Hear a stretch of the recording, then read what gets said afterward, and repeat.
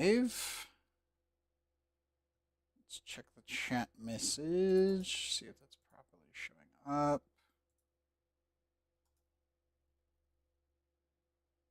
Okay.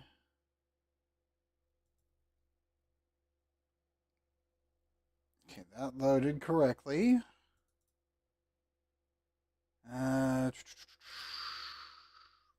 Scripts. Refresh. No, and it's still broken. Okay, why are you broken again? This thing is finicky as all hell.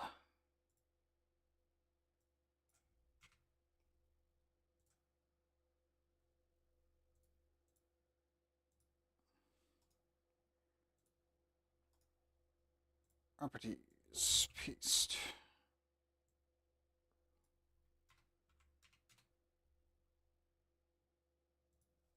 Test. Oh, that's not good. That's not good. Also, hello, YouTube. Still getting everything set up.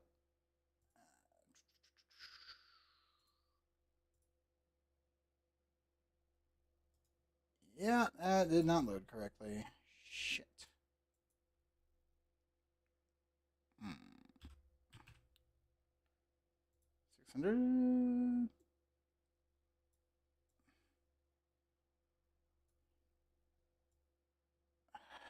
Damn it. Why is it so finicky sometimes? So I shrink it, it's not gonna. Yeah, it's still gonna be broken. Okay. Okay. I need to fix that. Back to the script file. Change the settings in the Lewis script. Show browser 400 by 600. Refresh the CSS. Something went wrong. I know. I know it did. Still fixing it.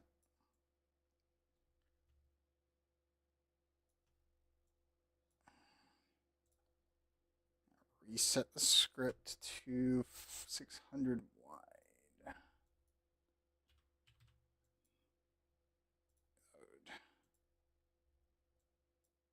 There we go. Properties.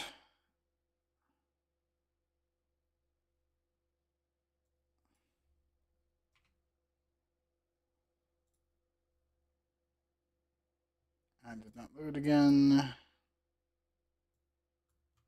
Copy that.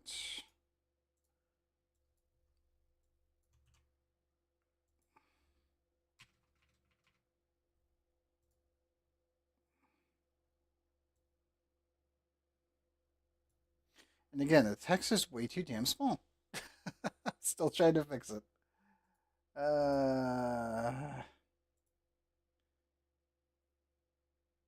It's unlegible. That's too damn big.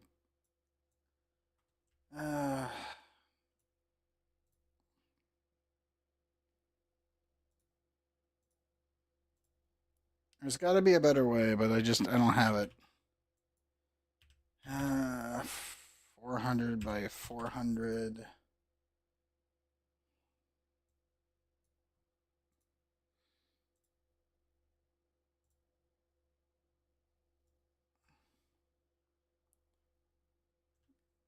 I keep it small and then expand it, it should be enough.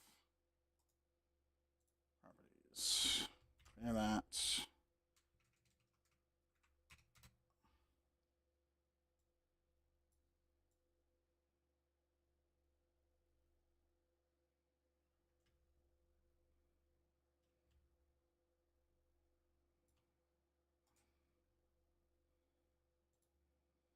Okay. So that should be working. I go to Trove's tab. Come on, capture it. Come on. Come on. There you go.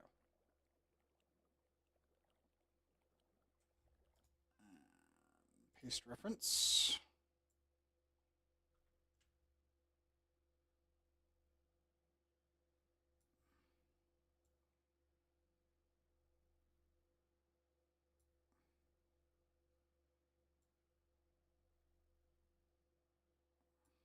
should be fine right there. Oops. Hopefully it doesn't overlay on top of the other chat because of its size, but we'll find out. Yeah, I'm just glad the script works. That's what matters. Is the script actually works. It's so janky though. I will admit. It's like I've just kind of mashed it together and prayed. And that's pretty much it. That's the extent of the success. Also, this is what, week 17 or 18 of still the market being down? Update's not out. PTS is still the PTS. God, I spent 3 hours trying to troubleshoot OBS and resetting my router and doing a bunch of DNS checks.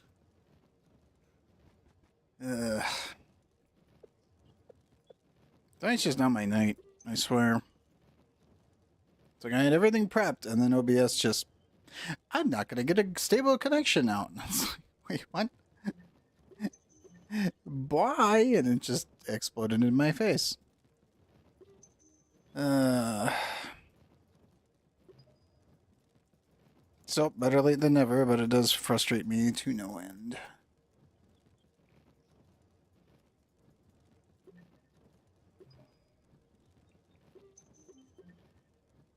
I am slowly accumulating more stuff that I can't get rid of.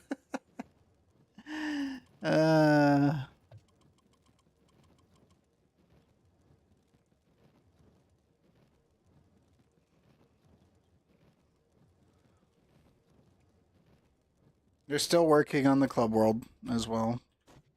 On fixing the vault worlds and club worlds, apparently.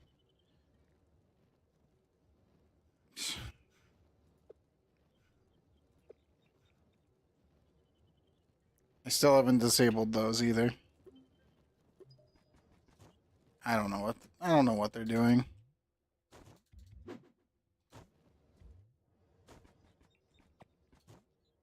Like I am trying my damnedest. I really am. I'm holding it in there, but yeah.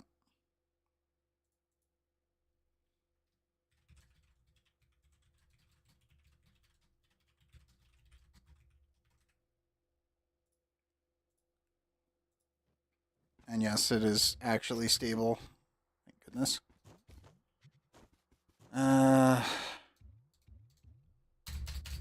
Where's my...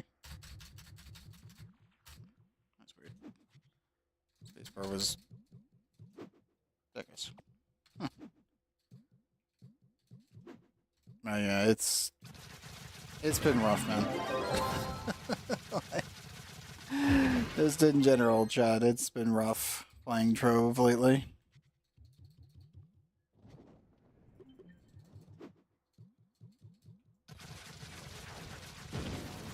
I think the technical issues, and it's just, this is frustrating most of the time.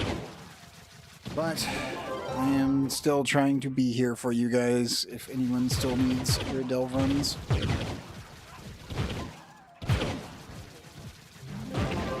To be honest, I might stream some Ellen tonight. I am debating. I kind of want to start a new character, but it's one of those things where I'm like, I could either do some Ellen or I could do some Quasimorph, because Quasimorph had their update, and I'm kind of like, I don't know which one we're gonna do. I think Ellen's a little bit more appropriate on that front, but I will need to purge some mods, I think, before I fully boot it up.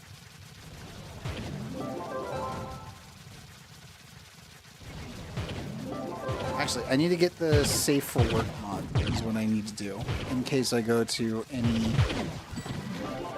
modded worlds, because that'll be a problem.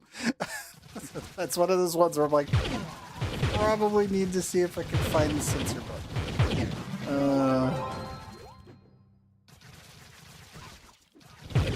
Just in case. In standard gameplay, it's fine. It's just some of them, when you go to the moon gates, sometimes it's It's really pushing the limit there.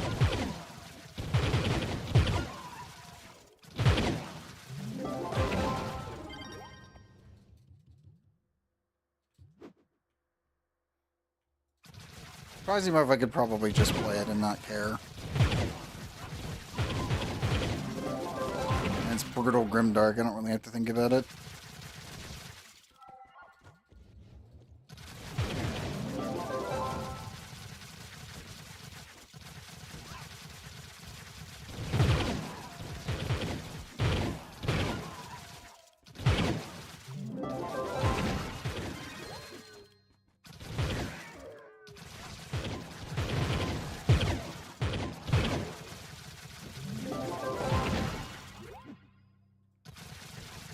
On the other side, we could do some Blender work and continue working on my banners.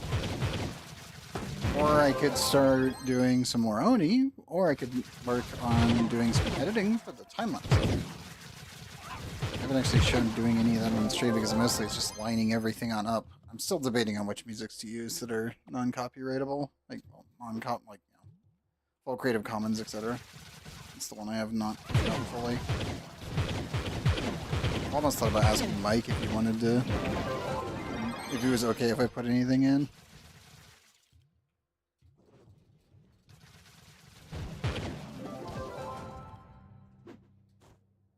I could also stream Mike and the, oh, what's his, I always forget the dev's name. Mike did the music for DVD Survivors, and that one's been pretty fun. I'm still debating on good weapon setups in that game. Game, you gonna... There we go.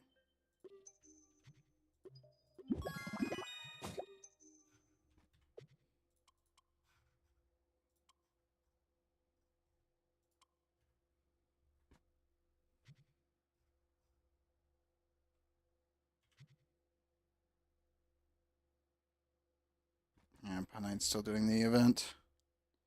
Yeah, if you haven't finished St. Cubisley, please do that. I haven't even finished like all of the newer stuff yet. I just haven't cared. It's one of those ones where I'm like, I really just don't like with the current state of the servers, doing any of the actual like events or going after dungeons is just not fun to deal with.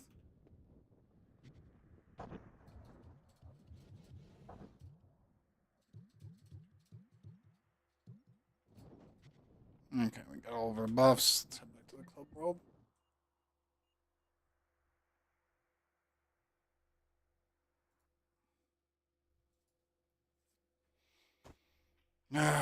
Hopefully the vault world will get fixed soon.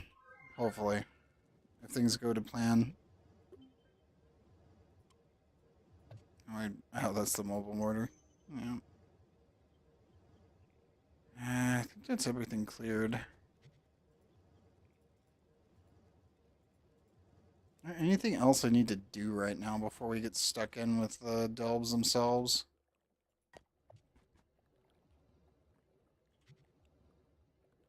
I think Pod Knight actually teleported to me. I have no idea. I thought I saw him for a split second. I was like, wait a minute.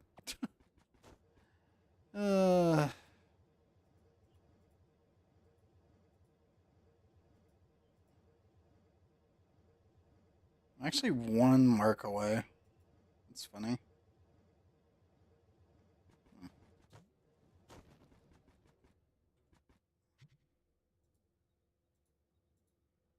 That's all done. Could probably finish my gear crafting at some point. Let's craft that real fast. Craft that. Yeah, we're 12 away.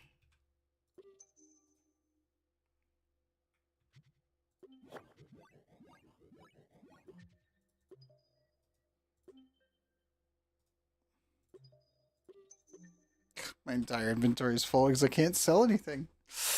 Bruh. Just, bruh. It's pain.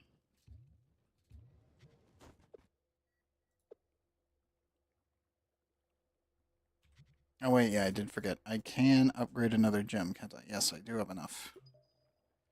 Mystic Gem Converter Key. I think that's all the big ones. Yes. It's just Shadow Blitz now.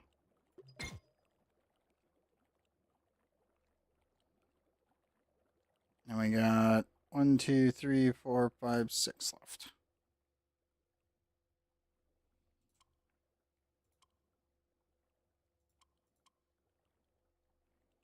Obviously, we got to do our small one first anyway because the light.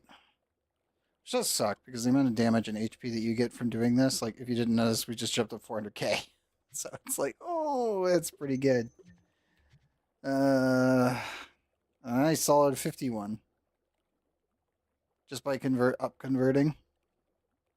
That's just how powerful it is. Can you show your gear? Sure, actually. So welcome up, Jump. Let me turn off chat real quick so you guys can see it.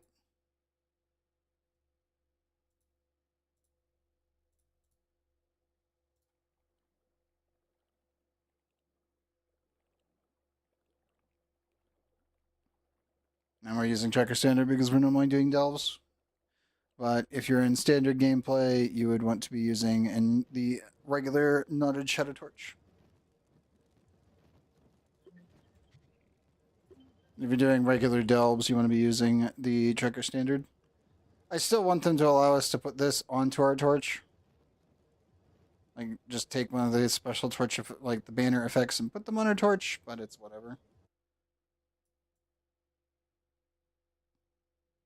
Yep. You want to make sure that you get them all to 5, and then you can just stay there. Like, in truth, most of your power is going to come from your gems. Especially at this point. Like, the only reason that you would want to go to full Mystic is if you're pushing for the, what, 59k and above? That's really it. Because I think if you max out all gems, you cap out at, what, 5830 or something? I forget exactly what it was.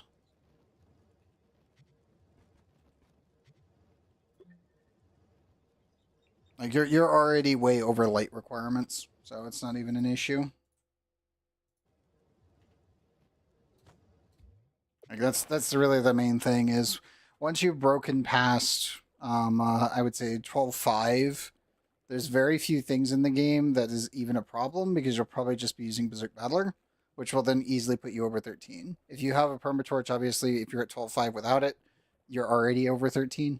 So it's not even an issue. And adding more light when you're already over the area's light cap does not give you more damage. That's when you need to start scaling your physical as hard as you can. Unless you're playing a magic character, then you need to be scaling your magic damage. That's also why your martial emblem and your arcane emblem are so important. And then also if you're running the star chart with the extra bonuses, because then you can start pushing the like 3 million fizz hit.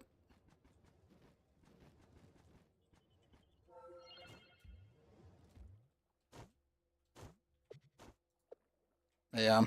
Sadly, Cubic Curtain's still bugged, so that one's off the list. I would say Cursed is still kind of crap. What does Berserk Battler do? I have a different one and it's Mystic. So Berserk Battler, what it does is when you crit, it increases the light up to 800 light as a bonus. And it's technically based on hit. So if you're hitting the target and you're obviously everyone reaches 100% crit, you will always be running in your frenzied state. So you'll all be having about 800 free base light. That is multiplied by your martial buff, as well as your Solarian is also multiplied by martial buffs if you're using martial or arcane. And then also if you're using fish food instead of free range crystals. If you're using runes, it's not as much because it's just a base multiplier, but the other ones are base light. Mind you, we're like dealing with like maybe 60 extra light, and the only way that that's useful is if you were doing abyssal delves, but that's really about it. Also, if you're playing Shadowhunter, I would strongly recommend against using the shielding mechanic because you can just use Death Defy and actually break the game. And they've never fixed it, and they probably never will because the game's coding doesn't work. I have seen a couple people as of late not actually discussing Death Defying Vial and the weird mechanic that goes on when you have this much leech on a character that hits this fast. But the game physically cannot actually calculate that you're out of flasks in most cases. So you could be at 0 flasks and you're just unkillable. The only thing that can technically kill you is Reflect, Ifera's Spin, and, well, technically Reflect on the Clam, Ifera's Spin, the insta-kill spin, and then Daughter of the Moon. Sometimes Dreadnought's nuke will sometimes kill you, but for the most part, it really doesn't if you're hitting him. The only way that he can actually kill you is if he ends up doing a Fizz immunity while doing the nuke at the same time.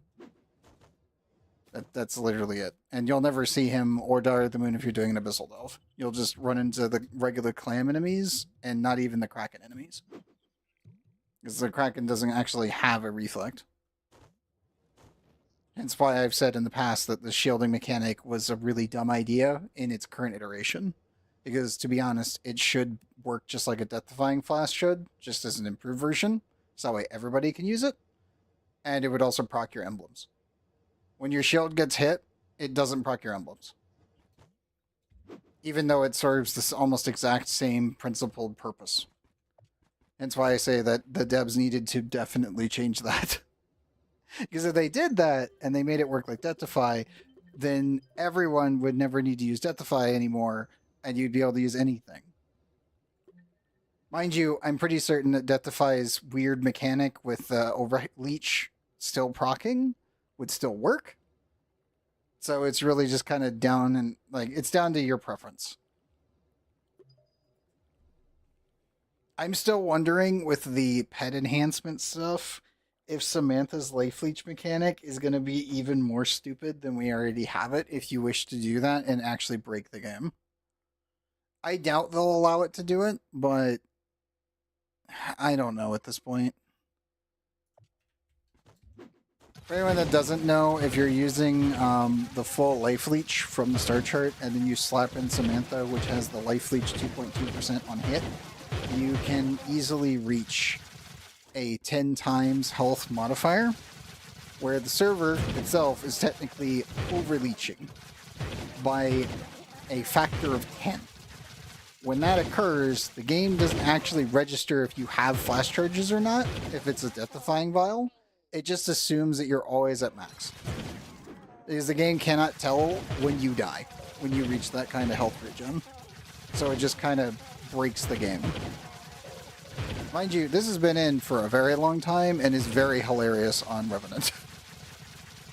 But it's one of those things when they did the, on the PTS, we've got the ally increase. It does increase the life percent regen per hit. So I'm kind of like, do the devs know about this? Like, I've covered it multiple times over the years.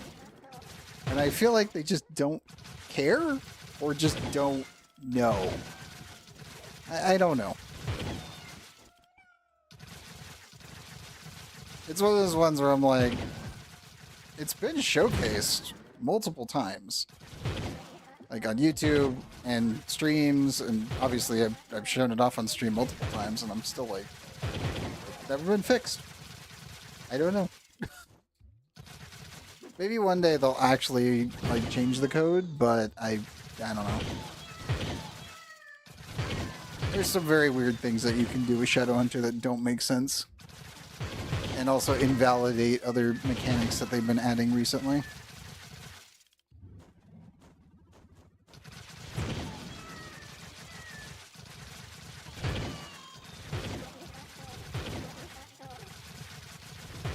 Again, true, this is literally the tankiest class in this game. Just by far. Which is very funny.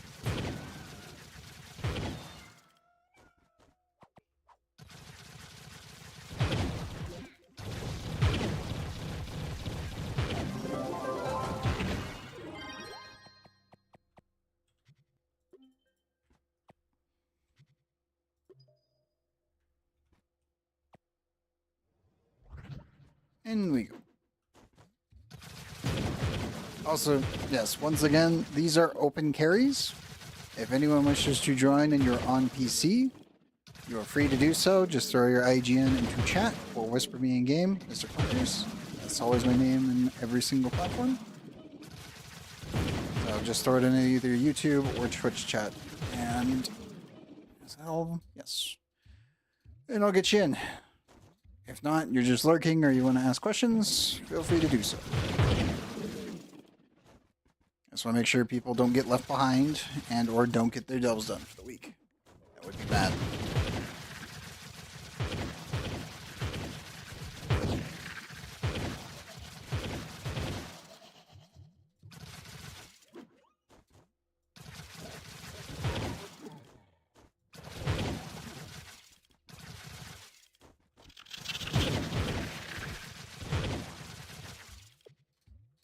Yeah, that was 13-4. As I said, once you get a Berserk Battler fully upgraded, you're pretty much good to go. If you're ever worrying about light, I was just double checking it.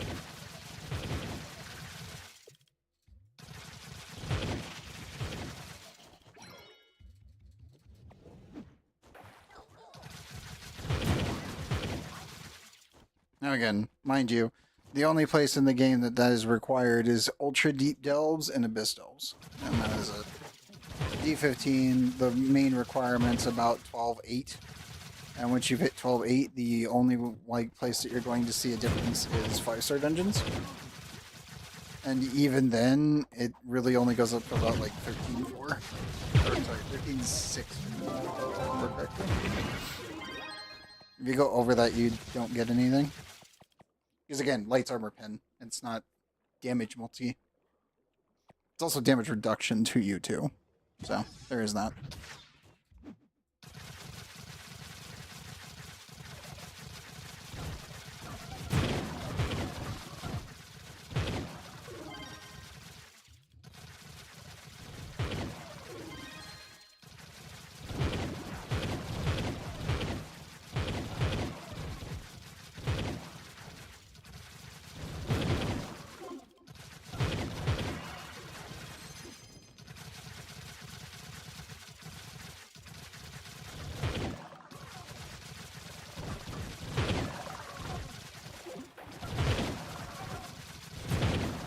Let's clear these rooms real quick.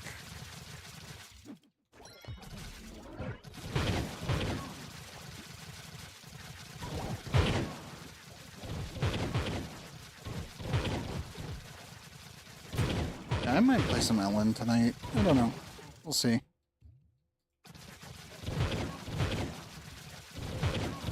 I don't really feel like starting a new Oni playthrough just yet, but it's definitely on my docket once I get the editing done for the time-lapse. It's so many fucking files. That's literally why it's been destroying me. It's like, oh yeah, here's 2,000 hours worth of footage condensed into a 26-minute, 27-minute and 38-second video. And it's just 4,900 recordings all needing to be stitched together. Ugh.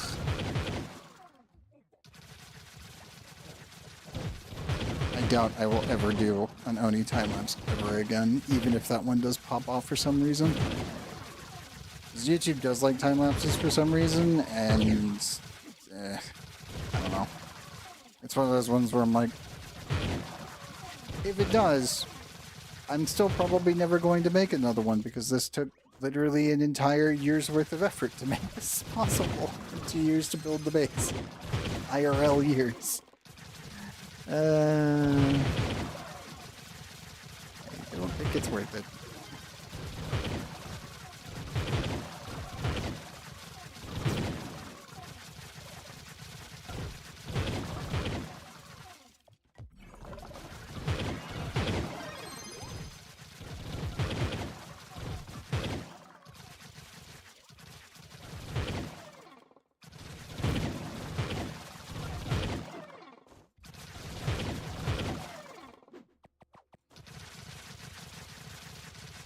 Hello, Ifera. damage definitely went up. That's quite nice.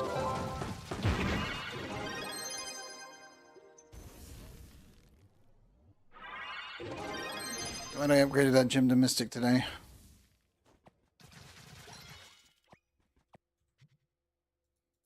I also do find it funny that we're exactly at 51 with my banner.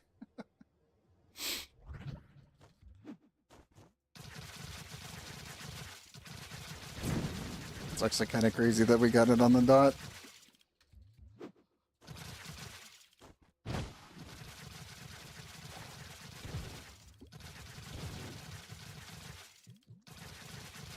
Gosh, I am already feel like I'm exhausted, but then again, that was 3 hours of troubleshooting OBS worse than streaming, so that's not great. Oh well. My bitrate is not dipped once, so doing the DNS purge was definitely the right call. I bet I was probably getting redirected all the way on up to Washington again and then back down to California for the connection to Twitch again when I should have just been connecting straight through the center instead. I hate when that happens.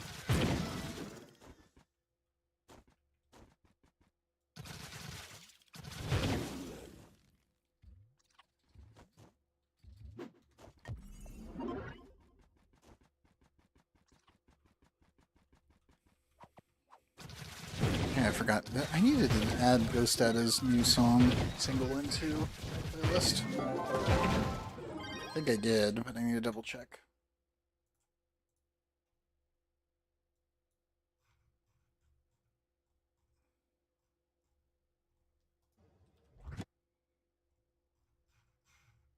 Okay, I did. Good.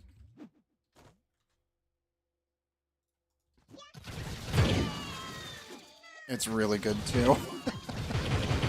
There's been a couple actual songs I've found lately that are just really, really good from artists that I already know, and I'm like, oh, thank God. These ones are okay with streaming it, thank God. We're good.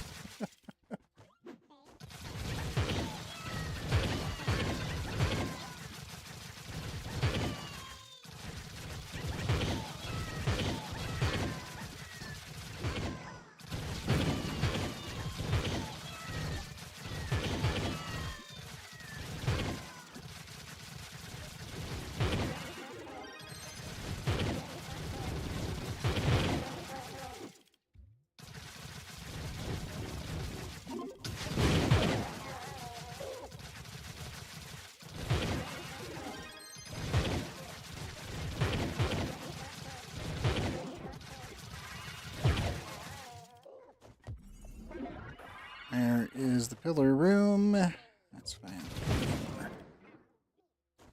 Yes.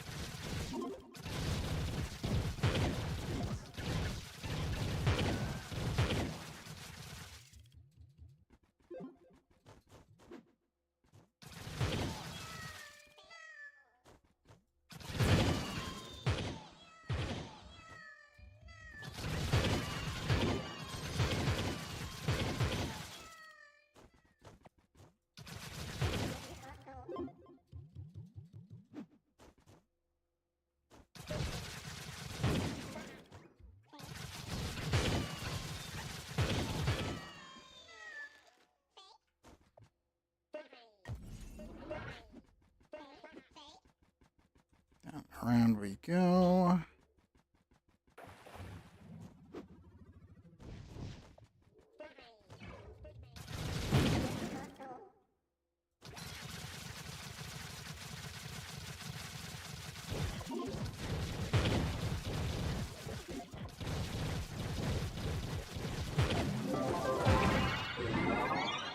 Yeah, we are getting pretty close to 300k soon. I have a sneaky suspicion that we'll probably reach 400 million per hit when I actually get all my gems done. I'll be over that just slightly. Obviously that's with Marshall active, but still. We're getting pretty close to that already, and it's just like, this is just with the upgrades being done, not actually upgrading the gems to 35 fully.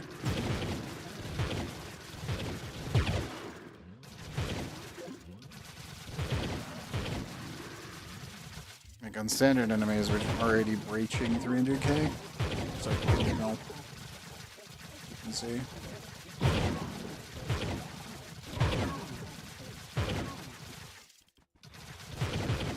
Just finishing off all the gems will probably put us way over that requirement, which is good. I will definitely take that. These guys have weakness, don't they? Yeah, they do.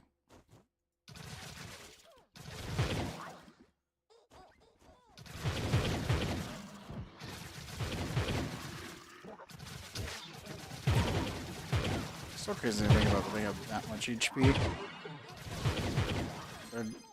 Some of them are not dying in one hit. And these ones have fizz resistance.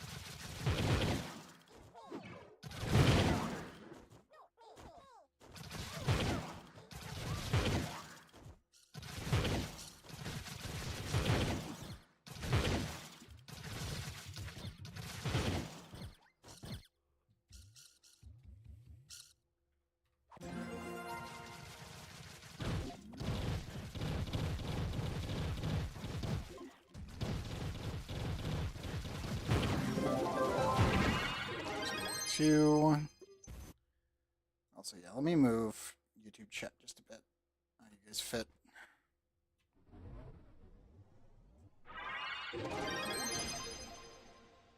It really is a janky setup that I severely need to fix the CSS script for it.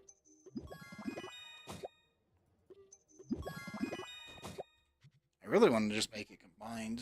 That's the big thing.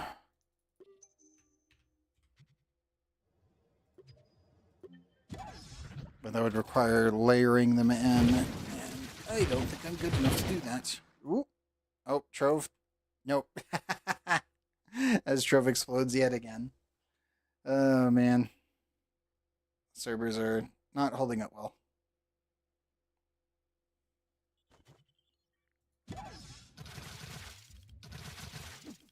Somehow I have ported back.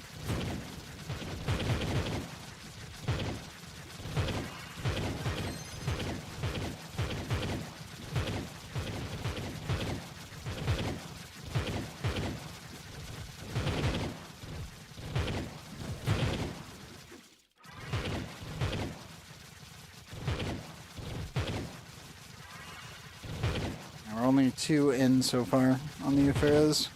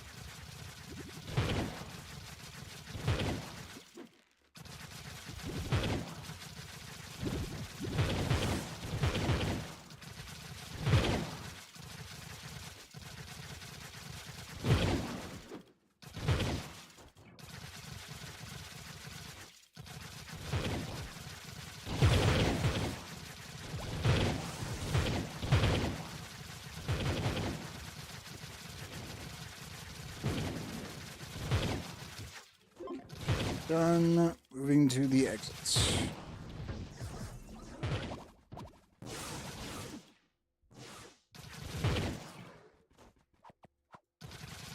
Almost. There we go.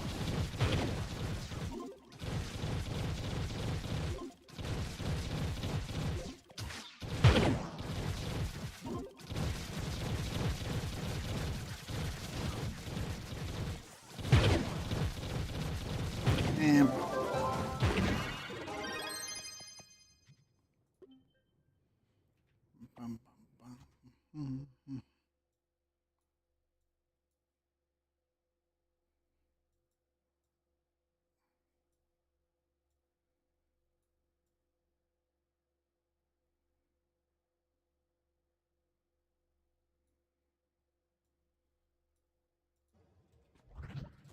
And we go.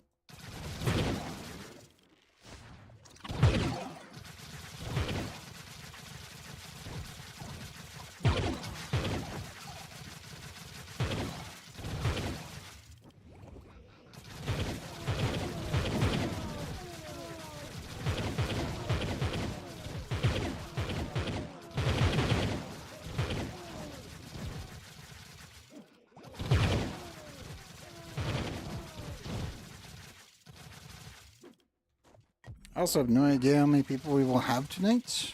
Obviously, the servers have been kind of crapping out again, which is expected as the event continues to drag on. And also the fact that the Ally PTS update is still not live yet. So, I have no idea how many people still need to get their delves done. I have no idea how many people, still need their perma torches.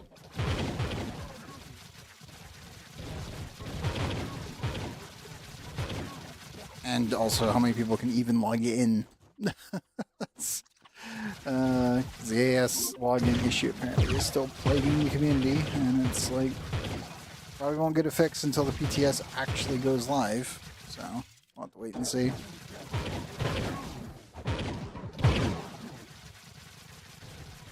I don't blame anyone who cannot make it for any reason whatsoever.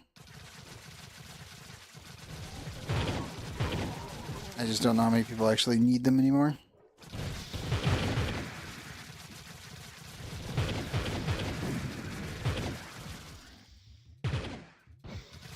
I'm just happy that I am getting very close to being sub 200 soon.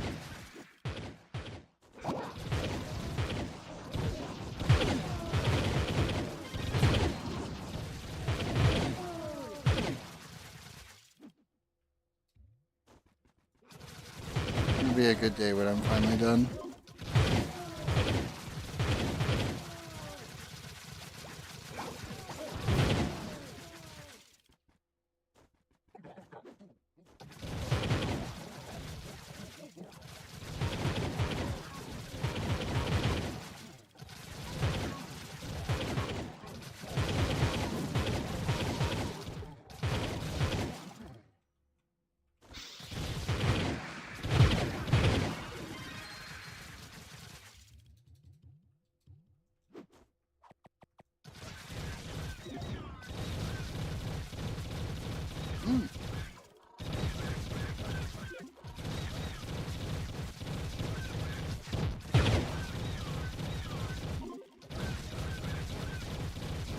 Nice.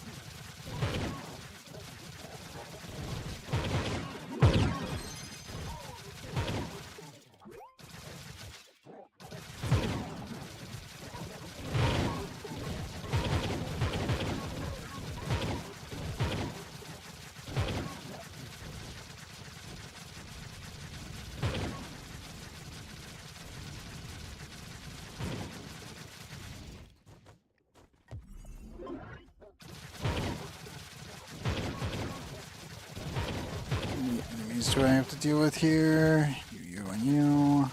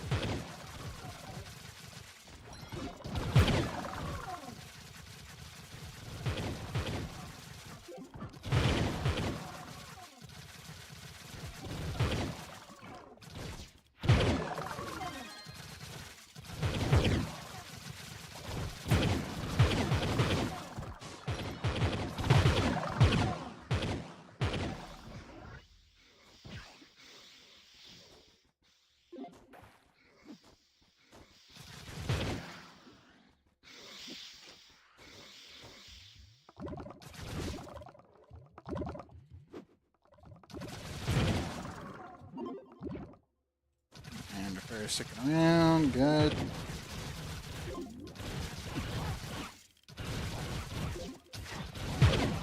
So dirty how that works.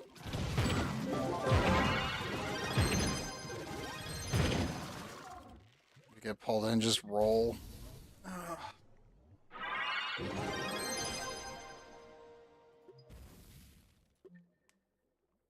Nope, C1. Still no C5 yet. Probably be another, like, what? 4 to 5 weeks, I think, before we see another C5. At least at the rate it's been going.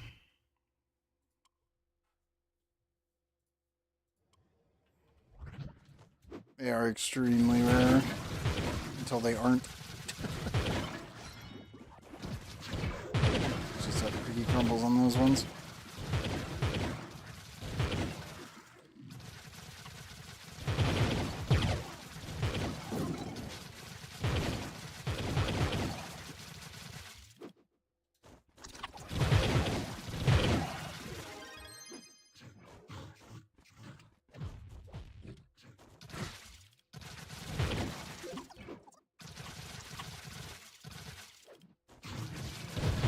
No, it's still down. This is week 17, I believe.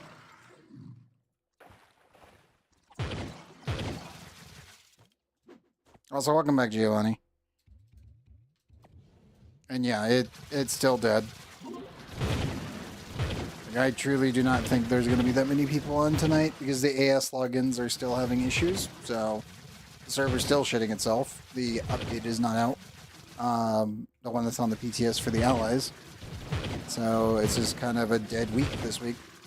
And to that is this game doesn't have a market. Yeah, pretty much at this point. Technically it does because you can still glitch your way to trading and not supposed to, but it still works. But yeah, like right now it has no market. Like no legitimate market.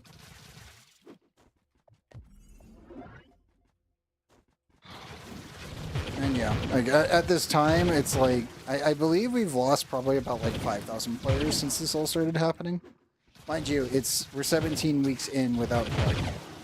So, to be honest, I'm actually surprised it's so few of the probably, I would say, well, we had about 15,000 people playing on average, and now we're down, like, I think it's 6,000 or 7,000. So, like, we're getting pretty close to being sub 10k players active. I should say 10k active accounts. Normally we're at like 18, and now we're down to like 11. Which again does make sense, it's just I'm surprised that so many people are still popping in and playing with everything that's gone to shit.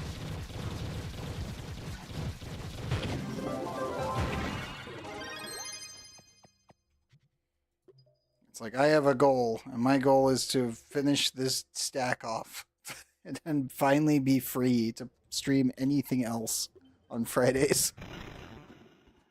5 hours later, waiting for my ISP to respond to me so I can complain about my internet outage. Yeah, I know. My OBS literally shit the bed at 10. I loaded up his test stream, and my bitrate was just 0. And I was like, okay, I can't even connect to Twitch. I spent 3 hours. I ended up refreshing my DNS completely. I just purged it and then reconnected the entire network. And then, boom, I am now working. And it was just, okay, fine, fuck it. I gave up after the 2-hour mark and just did a DNS purge. And it's working without any issues. Yeah, I have no idea what the hell happened earlier. I was just like, okay, I'm not getting a signal out. This is bad. I'm supposed to go live here. What's going on? 3 hours later. It's alive. Shit. That was my entire experience today. I actually feel just flat out exhausted. It's because I spent 3 hours trying to fix a problem that never should have happened. It's like, you gotta be kidding me. Like, the fuck? I'm betting I was being redirected back on up to Canada again is what was happening. whenever I have to do a DNS purge because it's just not getting a signal out. Normally I'm getting like sent on up to Canada, around to Washington State, then down to California to connect to Twitch. And it's like, that's dumb. It's like, just send me through Dallas. Like, what the hell? I have no idea what's going on with that. Yeah, that was my experience, like, the last 3 hours. Not fun.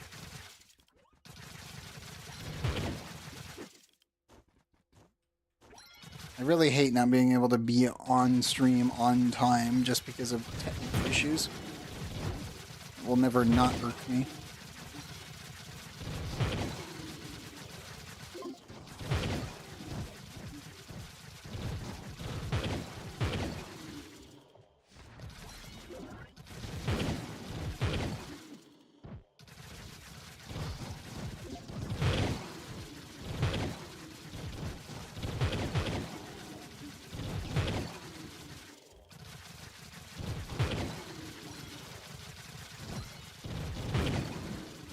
This is technically one of my jobs, and I need to be on time for you guys. And it sucks ass when I can't.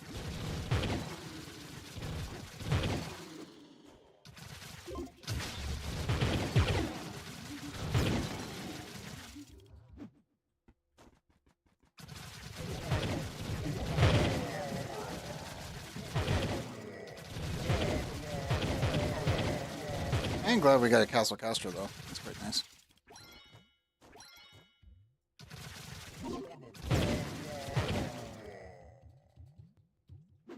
It's a bit of a late one, though. Normally they spawn around like 128 to 132. Getting one at 135 is a bit weird.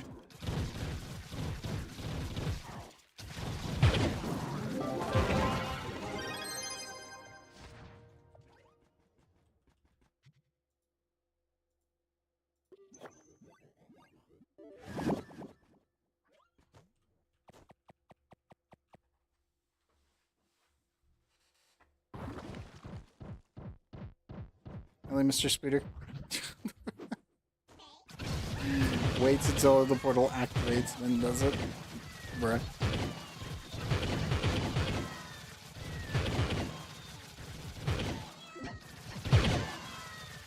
Please. I keep running my head into the wall. Easy well.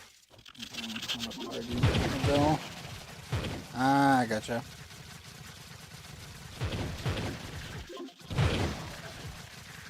Wait, only 8 mil combat power in a belt? Hold up. I assume you just haven't geared her, correct? That's quite low. Specifically for her, because her scaling is stupid.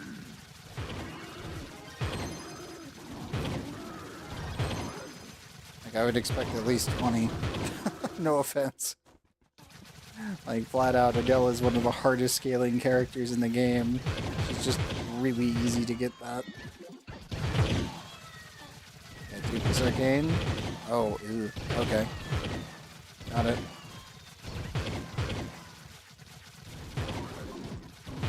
I'll be honest, if there's any warrior tyrants like in the market that are like 10-starred, you probably get more bang for your buck when you're ult using that than actually upgrading arcanes. To this day, it's still stupid that that's how that works. I hate that fact so much.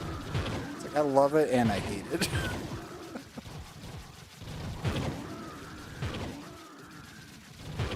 I still can't believe that there's actually a rumor that we might be getting super tyrants, which is very funny.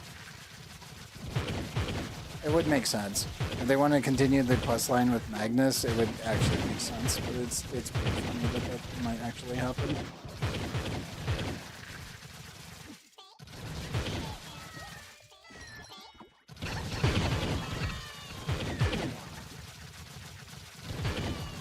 I mean, hey, if it does happen, that'd be amazing, because it would actually give us gear that's actually worth a damn to upgrade to. Because, man, Eternals are just not it. They really are not it. Waiting for a half off so that we can try to finish both Brennan and Dell Arcanes. Yep. I'm waiting for them to actually add gear that's like 80% stronger than what we have already. Top, bottom, everything. The day they make something like that is the day that I will actually put in effort to upgrade stuff again. Because as it stands, there's no reason to prime Eternals. Or even X-scroll them. Like, the fact that it's only like 6% better still irks me to this day. Like, you can run all the simulations you want, but the fact that the most high-end gear is still beat by most pieces of equipment that are over a decade old is insane. Hey, look, Sheno's here. Welcome back, Sheno. Going to 17 Arcanes, and I'll go actual Eternals. Yeah, like, if you've already got the equipment and you primed it, there's no point to go to Eternals until you really, really need to do it, which you don't. As I said, I'm just waiting for them to actually release gear that's going to actually be better.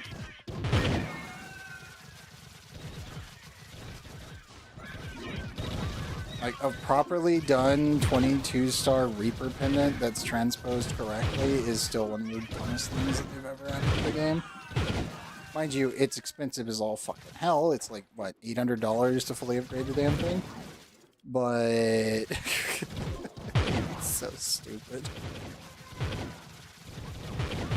Like, I'll just transpose this completely overpowered I don't die necklace that has extra, like, actual extra slots into 2 different necklaces, keeps their stats, then do an extra Star Force all the way back up to 22 stars again, and congratulations, you have the strongest item in the entire game slot for 7. Is it expensive? Fuck yes. Is it powerful as all hell and is stronger than Genesis weapons? Also yes. It's like, that's so dumb.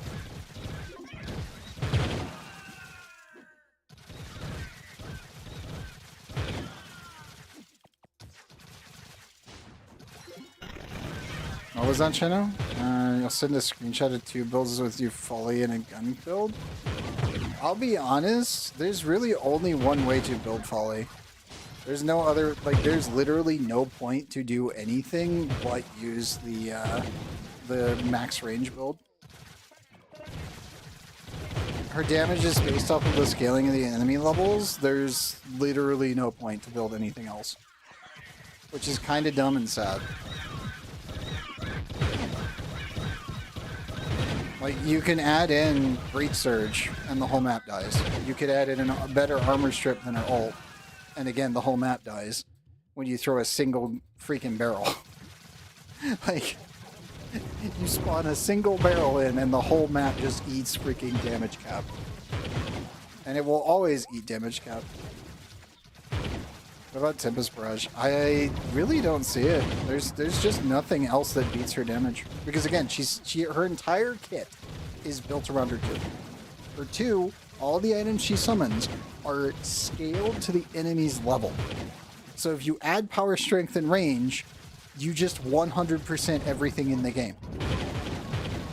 You can even delete all of the actual invaders. So all the stalker types. Just in a single click. Like, there is no point in doing any other build than just one-shotting everything in the game.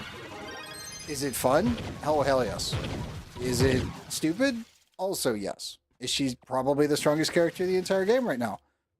Yes. Easily. It's not even, like, close. She's the only frame right now in the game that has infinite scaling based off the enemy's level. It's disgusting. Just go watch Mr. Warframe guy's video on it. If you want, I can grab it. We could even watch it on stream if you want. It's funny as hell. But it's literally just max range and then add power. And everything just fucking dies.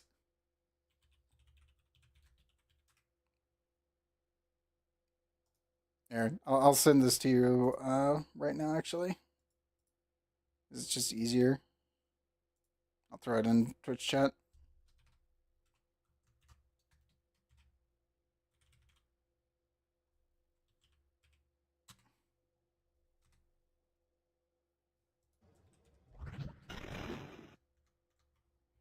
Yeah, it is funny as all hell. It's just everything dies. Everything. It also has no cooldown. Just as a note, the explosive barrels and shock traps have no cooldown. So you could just spawn them over and over and over and over and over. And the shock traps can have 3 of them out at once. And the explosive barrels, when spawned, will fall to the ground and detonate. So you could just do that. Like, I think they always said that they will. I think they also have a cap of 3 if you were to like spawn them in the floor, because then they'll spawn sitting on the ground and not detonate. But if you spawn them up in the air, they just fall kaboom, fall kaboom, and it's very funny. Like, it is actually disgusting how strong it is. That's why I'm like, a gun build on a folly? Why? There's no fucking point. She already one-shots everything. Like, if it exists on screen, it's dead. It's as simple as that. That's why I'm like, that seems really weird. I'm actually really surprised, though, that DE made another frame, like, a new frame. That is a one build only frame.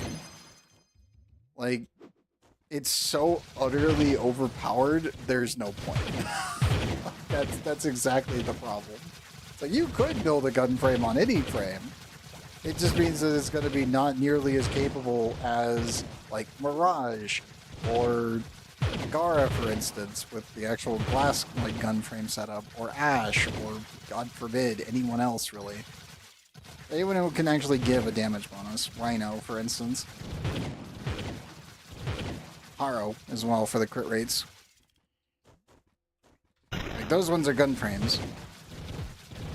Making a gun frame of Folly seems really weird.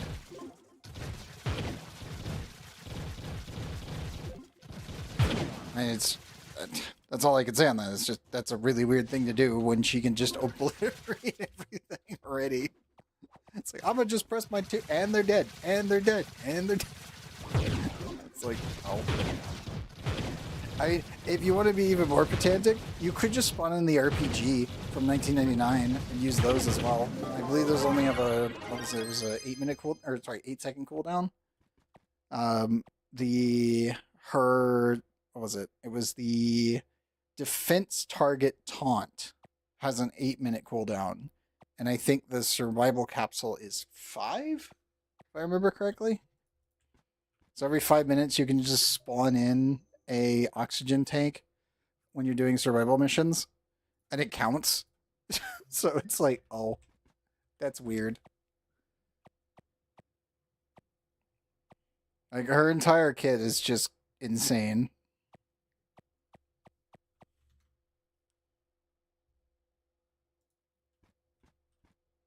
Lunar Lancer Bard TR, yes. Yes, that is for the contest today.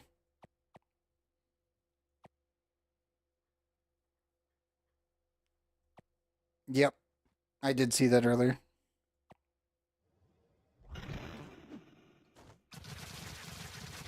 I mean, the only good news is I haven't had anyone message me about the AS login issue that's still going on.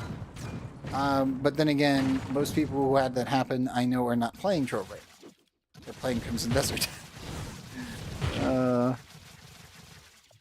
Because they pretty much just gave up on the game until they actually fix the problem and then make a statement about it or something. So, there is that. That still hasn't stopped being an issue.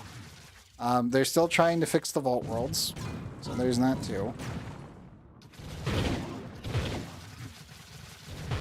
There's so much stuff that's just not working right now.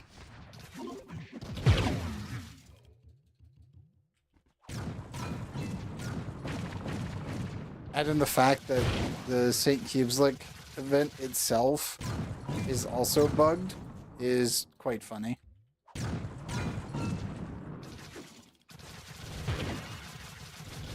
Probably download Crimson Desert later today. Gotcha. Did you find the server in Project Gorgon? It was the Mendelis or whatever it is. Starts with an M. Want to make sure you're on the right server.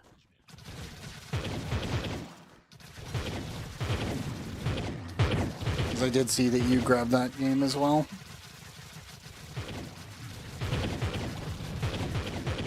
I'm actually thinking that I might stream some Ellen tonight, but I will need to purge some mods and see about getting, well, it shouldn't be an issue, but I might want to see if there's any safe for work sensor mods on the Steam Workshop for Ellen. I will have to wait and see. Like, if I don't go to Moongates, we'll be fine. But I normally search out a Moongate early, and sometimes some of the stuff in there is modded, and sometimes it is definitely not safe for work. So it's one of those things where I'm like, might need to find the Japanese censor bar mod for Ellen for tonight if I decide to stream it a bit.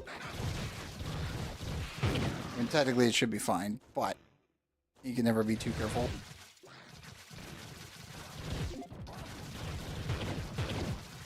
I still find it funny that the Moongates actually show modded content. That's still fucking hilarious for the most part.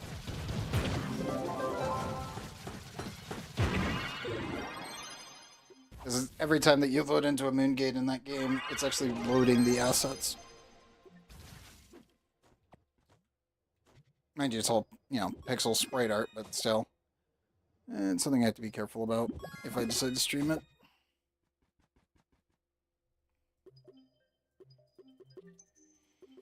The only reason I've been debating about it is just because I'm like, I've been having way too much fun with it in my what little off time I have while working on commissions, and I have been thinking about streaming it as of late.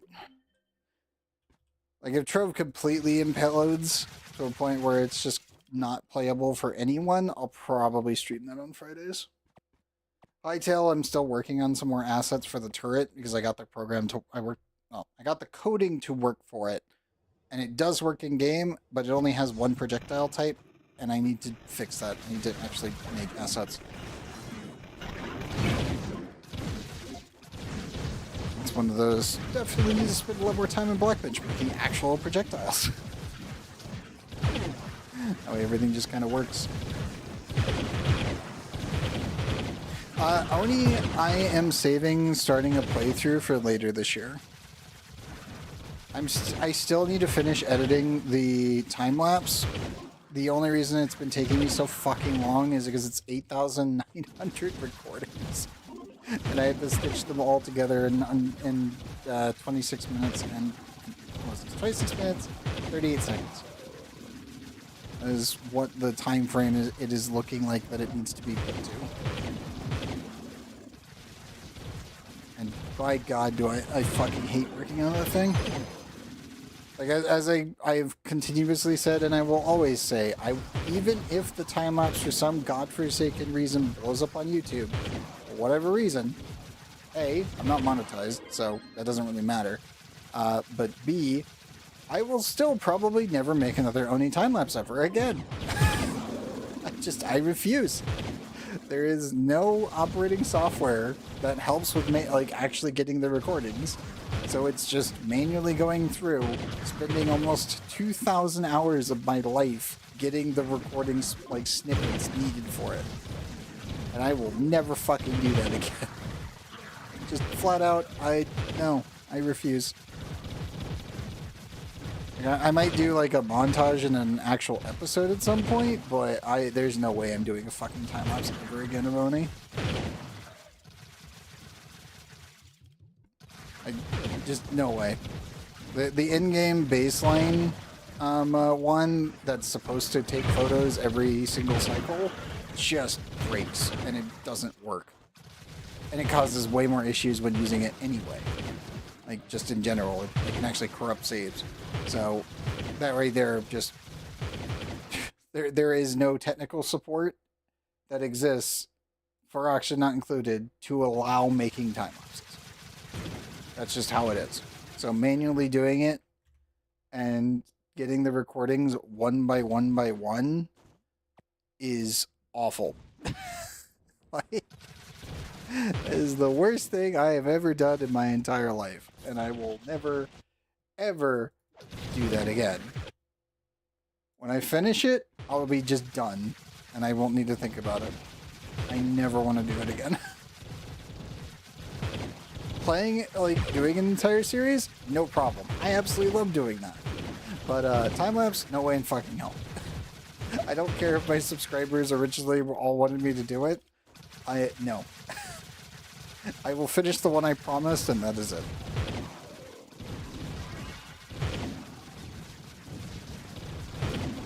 That shit has absolutely destroyed every time I've worked on it. It just has destroyed me, and I do not want to work on it any further. But I still gotta get it done, so. But I will be starting a new playthrough probably in May. I'm thinking April, May.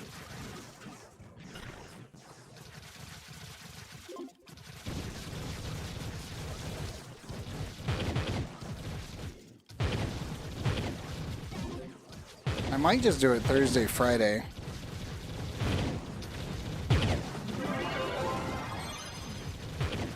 We'll see.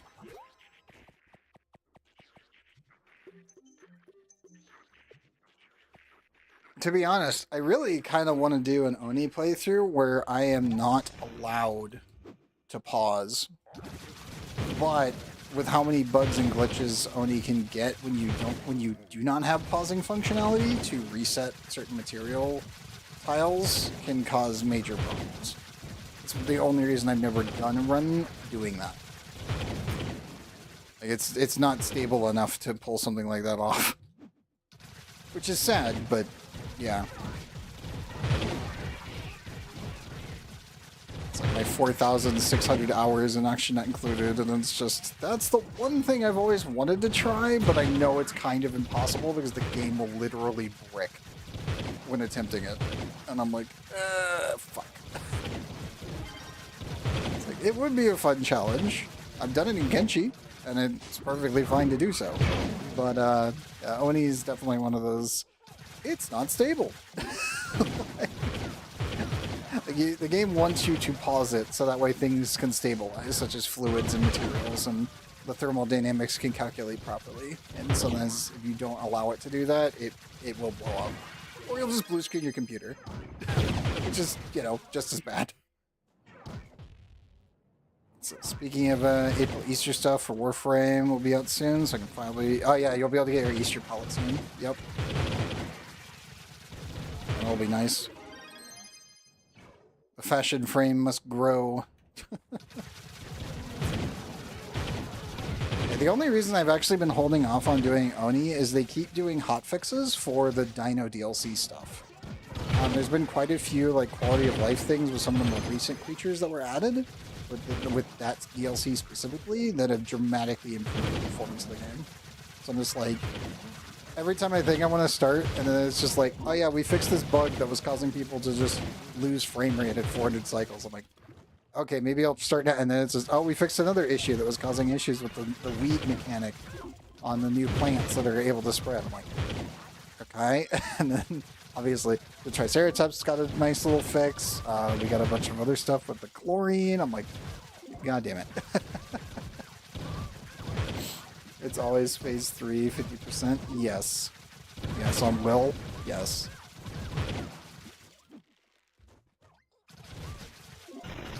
You know, when you're actually having to fight at power level, yes. That is correct, Giovanni. That's not really the problem. Waiting on the crit down to fucking burn off. Thank you. I still gotta say crit down enemies are just the worst. So why does my audio feel like it's low?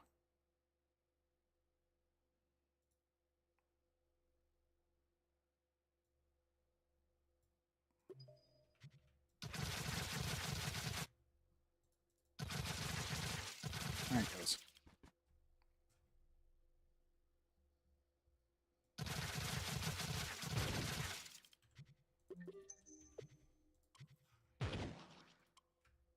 Yeah, as I said, the only reason I haven't literally just jumped straight into Oni whenever we're just kind of having downtimes with like Trove and other stuff is just, as I said, those hot fixes. I'm glad that they keep fixing more stuff because I know that there's a couple other bugs that are on the chopping block on the forums that will be fixed soon, but I don't know when they'll actually be fixed.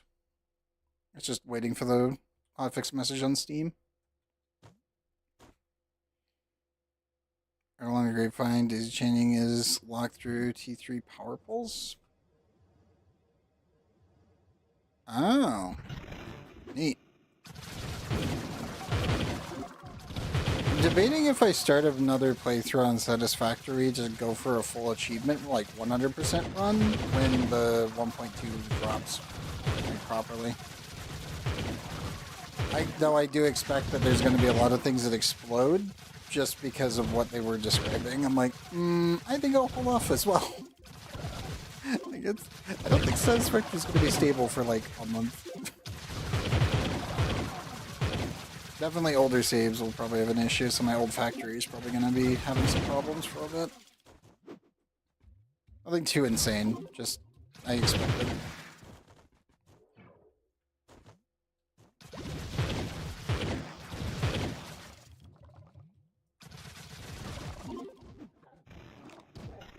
Okay, where the hell is the thing? Well, I found the boss room.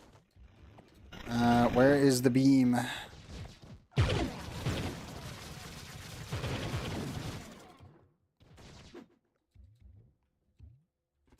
Is random purity in the settings? Oh, that's kind of good. I'm still not a fan of Satisfactory in comparison to like Factorio and Dyson Sphere Project. Like, it's just, I don't know. It's an okay-ish game. I just feel like the factory is so forcibly limited by the resource. Like, even though they're infinite, the throughput of them is so... Oh, it's so low. It's still the thing that bothers me in Satisfactory to this day. Is just, you don't get to build a big multi-layered super factory. Because the game just doesn't have the resource generation to support it. That's still the thing that bugs me. Like Factorio, I could literally expand to continental-sized factories, because the more you expand, the more resources you technically generate by expanding the actual map. And you can also effectively now get infinite resources, because you can reach 99.99 repeating of efficiency. So no resources are ever lost anymore. Which is also kind of insane in Factorio.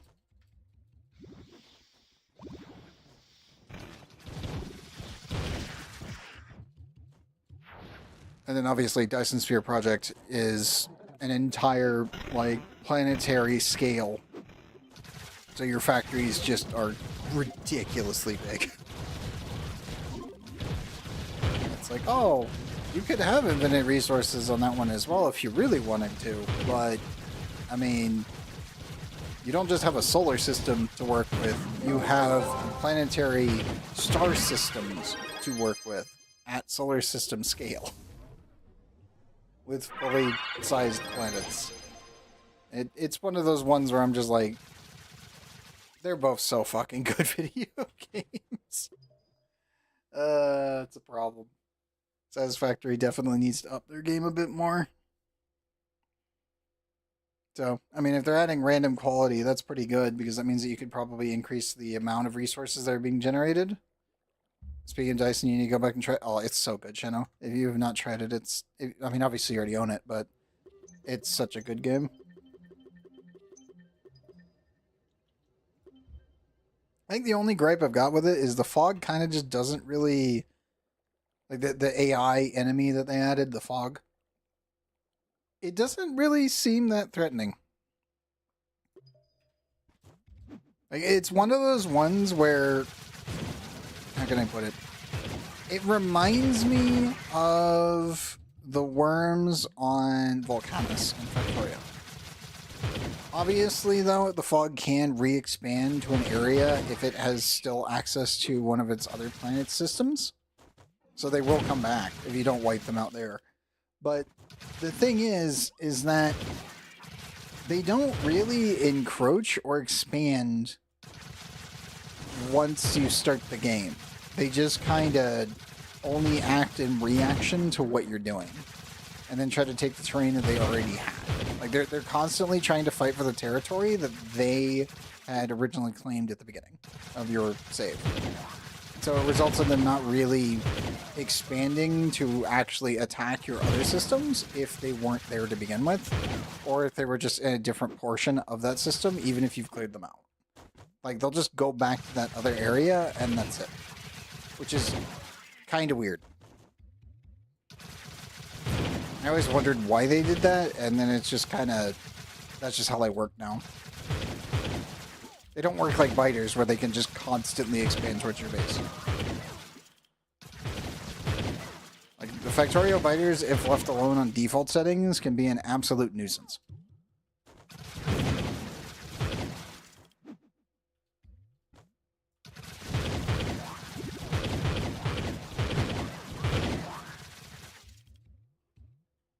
At least until you get Tesla turrets.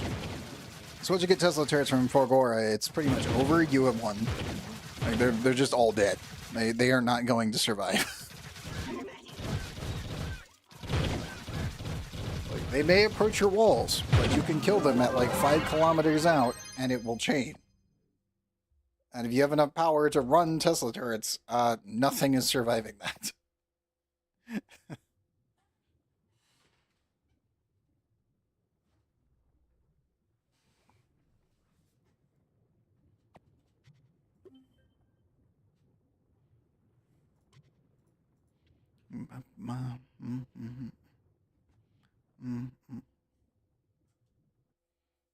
I do kind of wish that Satisfactory had more enemy types as well.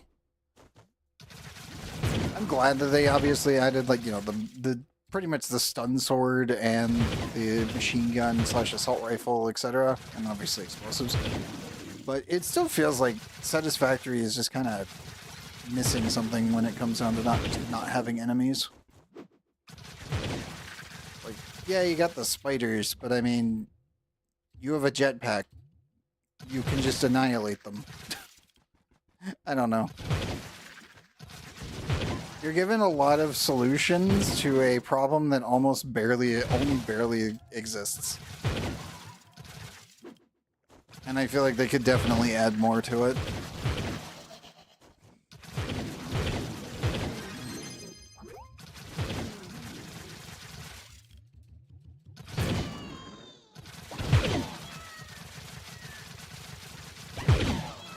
Or at least some sort of like infinite research, maybe.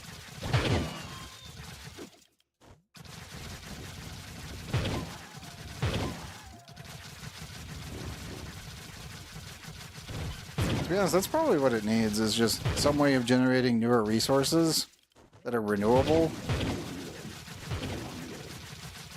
And some kind of infinite research project.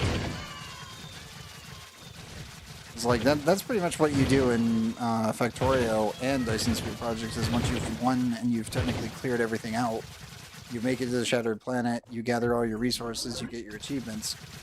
Like, your main goal in Factorio after that point is to continuously improve everything that works in your factory using infinite research, and then optimizing your your spaceships to collect resources from the Shattered Planet itself. So your vehicles just keep getting bigger and more efficient and faster and everything.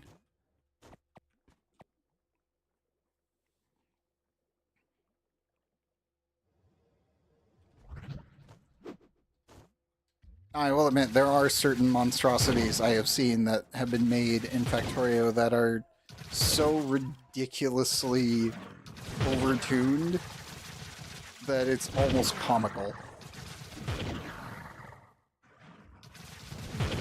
There's one guy who made a Prometheus ship, the Prometheum, for the space, like the end-game space science.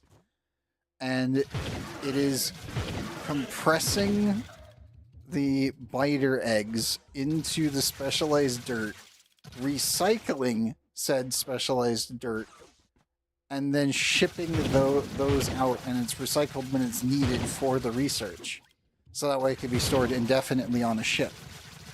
The vehicle itself is so massive. Go like zooming out and then taking the camera like from one side of it to the other takes like 6 minutes at full speed.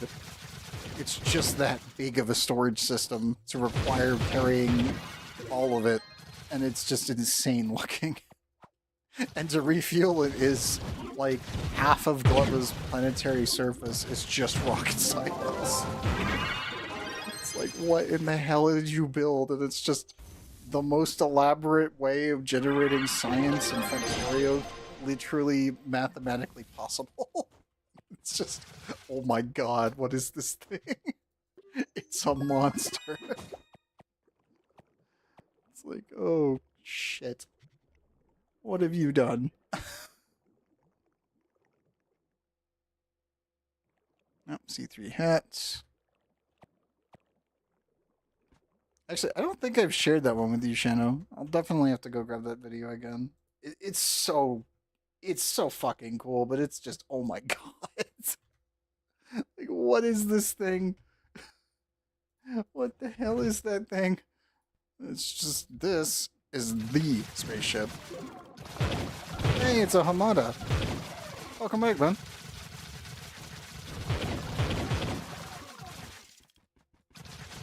How have you been? It's been a while. I haven't seen you in G's Discord at all. I am doing well. I don't know how Shenna is doing, and I don't know how the rest of chat is doing, but I have been doing well. Tonight, though, was mildly annoying. 3 hours of troubleshooting because just, I'm assuming just standard DNS issues. Otherwise, it was some weird problem with my ISP. I don't know. I had to do a DNS purge and then reset up everything, and then now it's working. So, you stopped joining the VC? Gotcha. Yeah, it is fair.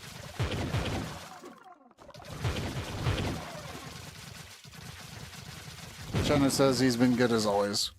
Roger that, China.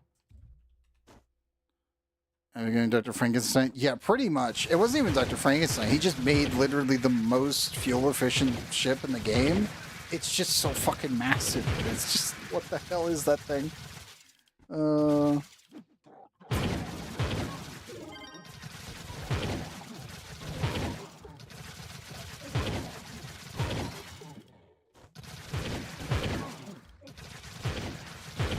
Yes.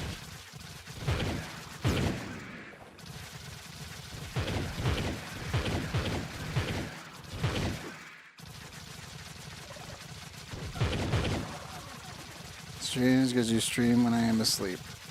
I mean, I am streaming at this time until, well, right now it is 3:08 a.m. And I will be going probably for maybe 3 more hours. We will see. I know Shanna's almost done. I'm debating if I want to stream either Ellen or Quasimorph tonight. I'm kind of just on the fence right now. Because again, nobody else has shown up here in Trove that needed their Delve runs, and I know there's still connectivity issues with login, so there are some people that I know that have not logged into Trove now for 4 weeks because they haven't been able to actually log into their account. Because the servers have shit themselves. So there's that. I was getting messages originally from all of them that were having the issue that they were not going to be able to make it. And it seems like this week either I'm pretty certain they're all playing Crimson Desert right now. If I go onto my friends list on Discord, they probably all are in Crimson Desert. So totally fair. I do not blame them. If the server's shitting itself, there's nothing we can do. There is a PTS going, and it supposedly fixes the AS login. What is Crimson Desert?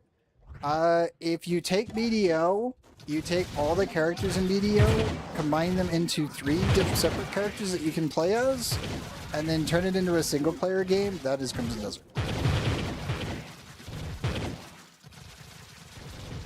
It is stupidly fun. Like, just flat out. It is a stupidly fun game.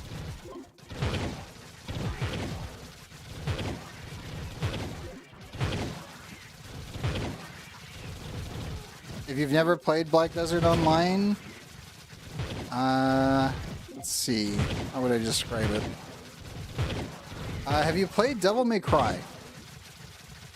He doesn't know what BDO is, Shano, so that does not help him. But do you know Devil May Cry? You do not know Devil May Cry. Okay. Let me think what else. Do you know Street Fighter? In any way, shape, or form? Okay. So, if you take Street Fighter and you turn it into a over-the-shoulder third-person action game and you mix in some Dynasty Warriors, that's pretty much what it is. For, like, if you actually remove the main character, Cliff's actual weapon, and let him go unarmed, he actually has the ability to just RKO people. Like, you could just run up to someone, grab them by the head, and just fucking drop them into the ground. And it does an AoE, like earthquake shockwave thing, and it is fucking hilarious.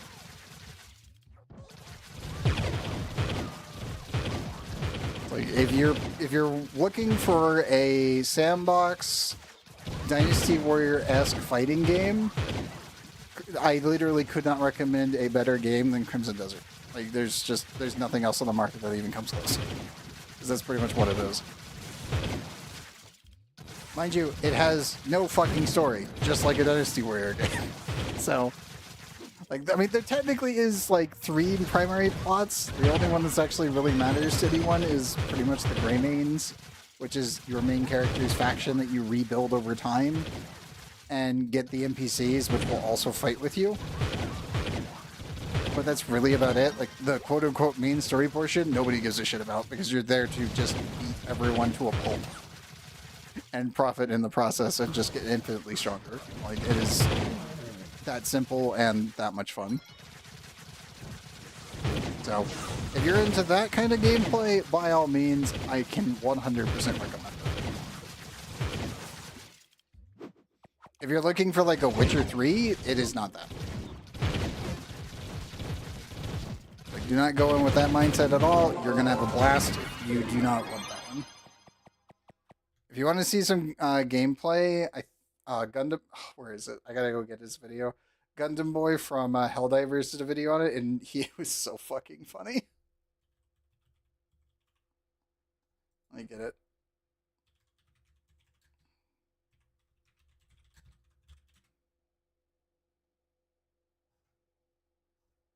Where is he?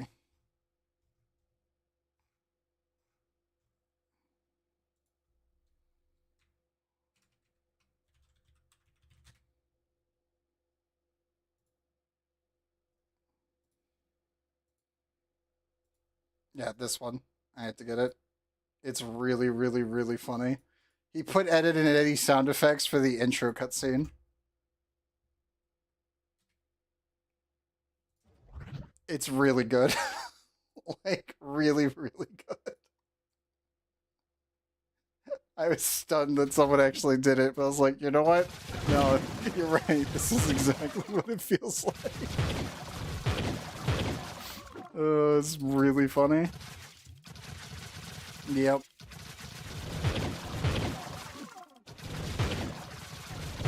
I was laughing my ass off the whole time when I saw that. I was like, oh my god, you fucker.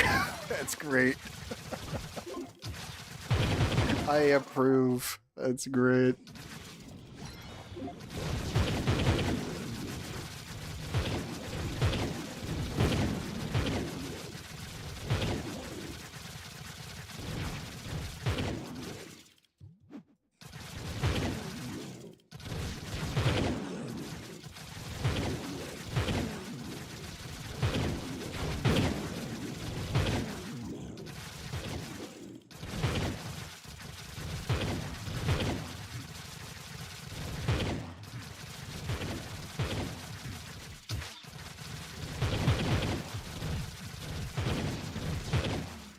There we go. The room cleared.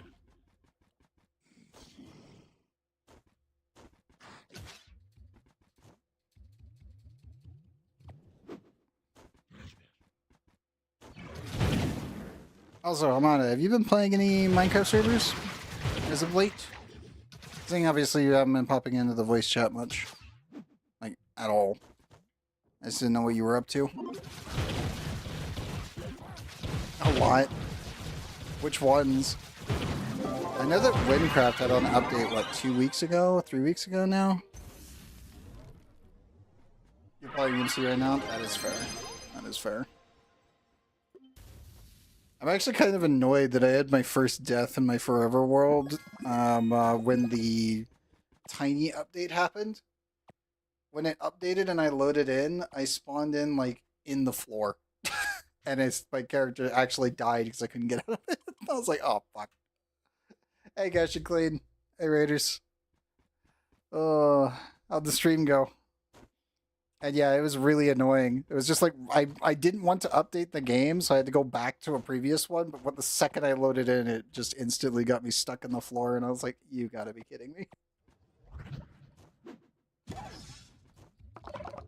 The J of LOL. Nice. It was good? That's good to hear. And we're just doing our usual delve carries.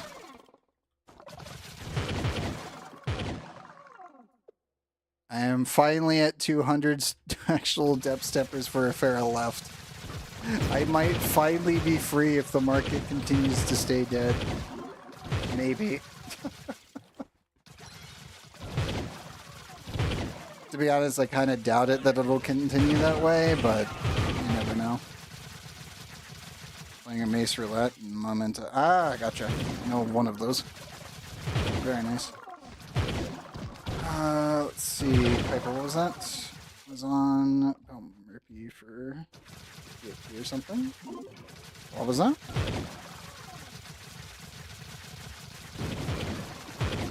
I think it's Memento is the one that I remember, yes.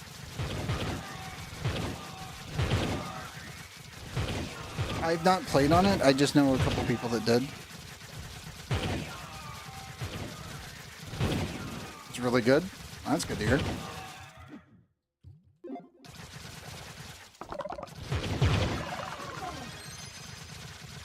Oh, Cash, you getting a new profile pic? Nice.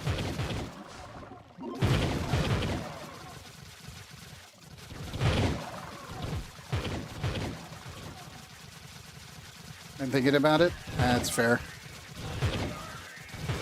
I'm still debating about, well, depends on how many people we get in here for the delve tonight. Like how long I actually go. Because, again, I don't know how many people are even able to even log into the game to play right now. So I'm just kind of like, well, everything right now in Trove is a limbo situation, so I'll take anybody that needs their runs. But I might jump into Blender later and get back to working on my actual banners because I need to finally finish updating them. That's not the loot bottle, bruh. Bruh. If only it was cross-platform. I know, right? It's been years of constantly having to tell people. It's just like, yeah, we don't have cross-save, cross-play, so there's nothing I can do on that front. It's like, all I can do is give you advice. That's it. We're just kind of screwed on that front. So I must have missed an enemy through a floor.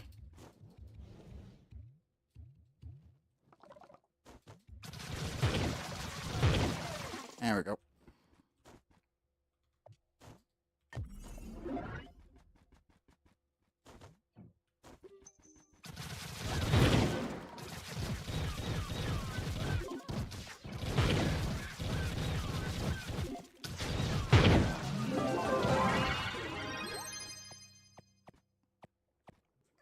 I'm getting pretty close to finishing Kuya's clothing for her VTuber, which will be nice when that's finally done.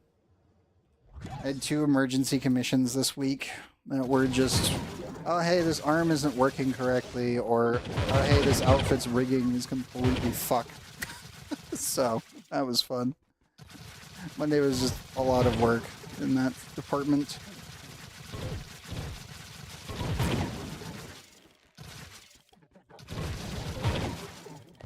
Yeah, I definitely need to spend more time actually finishing my own models here for stream and getting my own stuff finished. I actually use the checker standard whenever I'm doing delves. It's why you'll actually see the outlines. Also, I think we're in a double helix delve, so this is going to get really cramped, and it's probably going to stay cramped for the next, like, 2 minutes. We'll have to wait and see.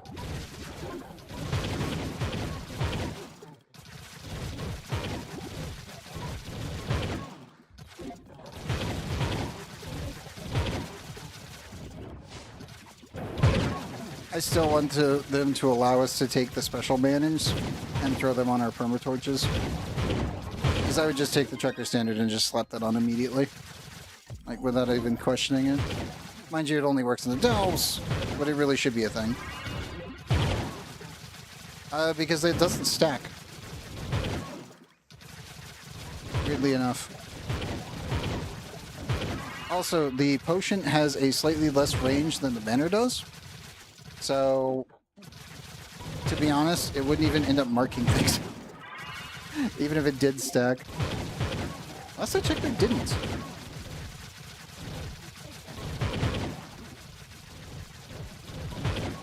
I can run a potion and see again. But unless they changed the coding, they were not stacking before.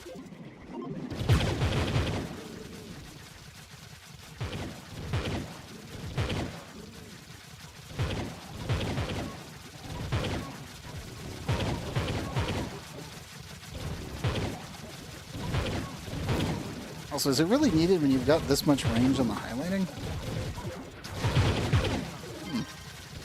I need to test that. Oh, I need to test it again. Oh god, yeah, it is literally a double helix. Oh, these are the worst delves. Oh, I hate these so much. Oh, I hate these. Randy, why? Randy, why? Randy Ransom, why? Whispers break. Dude, so many things break in this game all the damn time. I never know what's fully working and what isn't. Oh, and we got the rare floor spawn. That's funny. Oh, that's very funny. Yeah, the floor entrance. Oh, you got your third permatorch channel? Very nice. This has just happened. That's actually good to see. Yeah, the rare floor spawn. That's funny.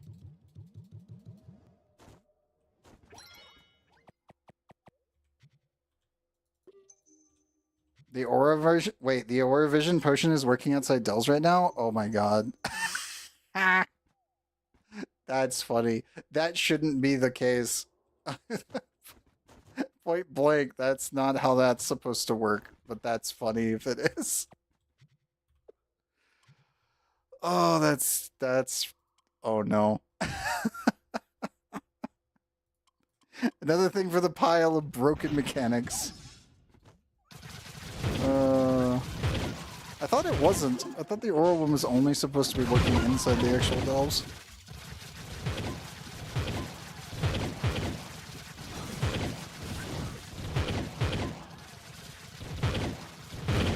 Like, they've always kept the highlighting enemies specifically for the delves and the delves alone.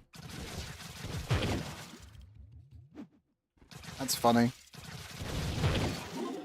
That's actually very, very funny. Yeah, I know it's from the alchemy bench. That's actually funny.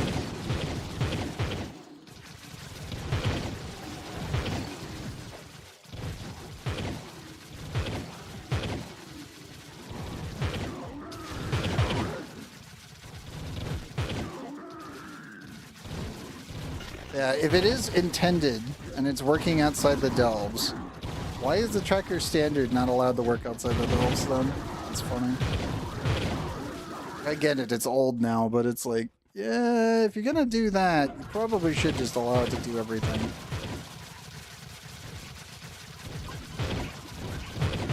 And again, I still want... That's the only thing that bothers me about the stellar banners that you can get from the pressure lockboxes is you should be able to take this effect and put it on your permatorch. Like that should just be a thing. Now you can pick and choose which one you want.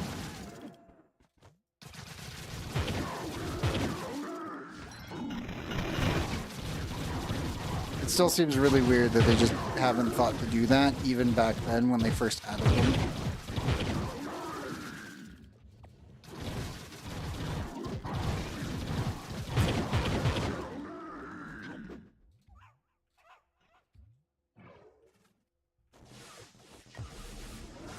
I'm still worried about what they're going to do with the torches in general. Like, if people have to get duplicate torches to fuse them to make a higher tier one in the future, this is going to be a major problem. I really don't want that to be the case.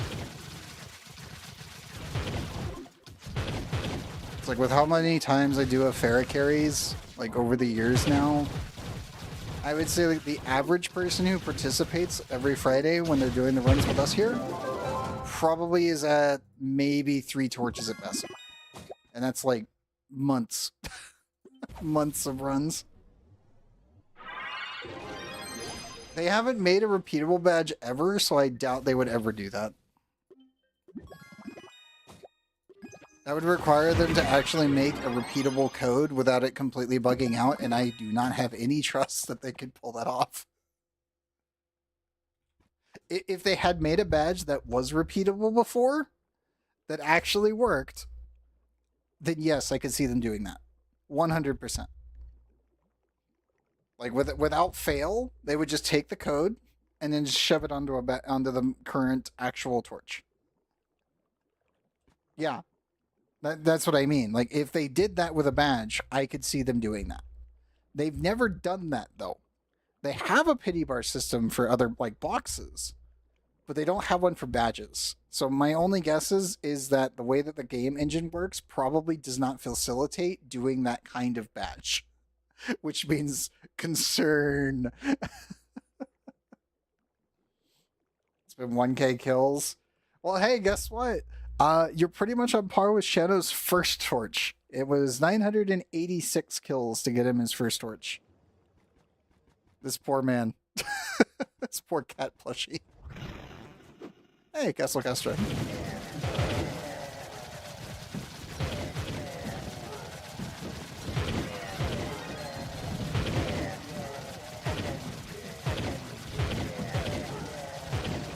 I still debate if I should actually follow up with what a couple people have said.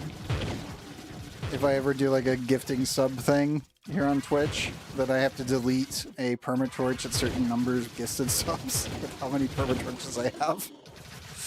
I wouldn't think about that one. You were doing well at the start until torch 6. That is totally fair. I think my average right now is every 210 kills I'm getting a permatorch. I think I'm on 21 torches now, or 22? I have to double check.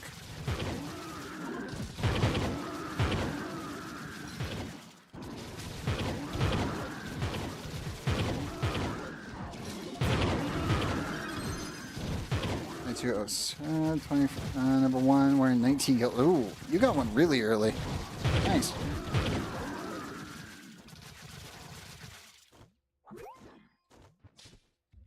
$176, 250, 377, 1698. Awful display, but meh. I mean, that's not bad. Like, again, you really only need 2, in truth. If you're trying to fully fill out your entire character roster, then yes, that's a problem. But in all honesty, like, 3 at best is really what's needed. Unless, obviously, as noted, if the devs ever add higher tier torches and said torches need duplicates. Ah, you're going for total PR. Never mind then. Yeah, that is definitely a problem.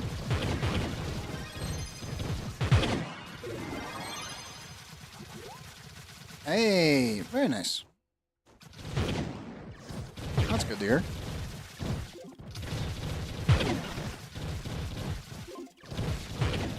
Oh god, the crit downs. Ugh. Come on, stop debuffing me and die.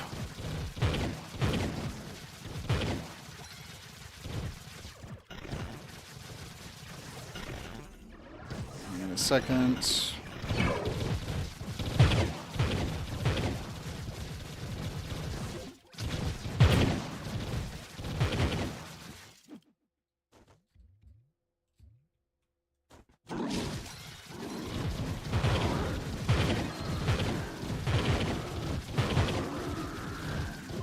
trying with me when he first came out, but he got his third and just left me. You know what? I wouldn't put it past someone doing that. Just because of how annoying the torches have been for most people. Like, I have been doing these delve runs every Friday for years now. I have seen horror stories. Like, it's been bad for quite a few people on trying to get torches done. It is not... It's not a good system.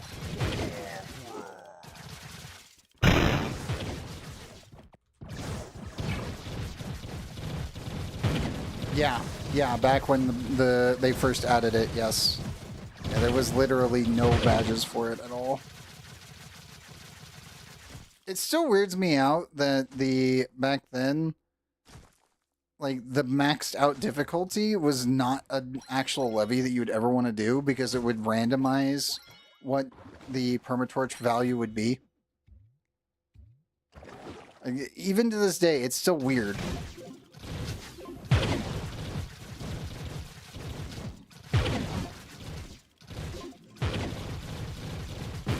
Like, at the time, everyone thought that it was because they'll eventually retroactively update it, so that way the higher tier ones...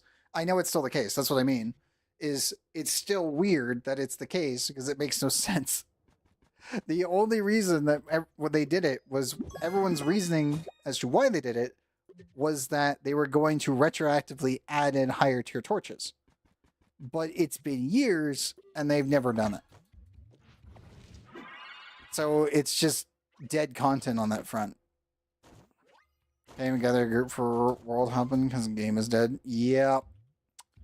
Well, it also doesn't help that people can't log in.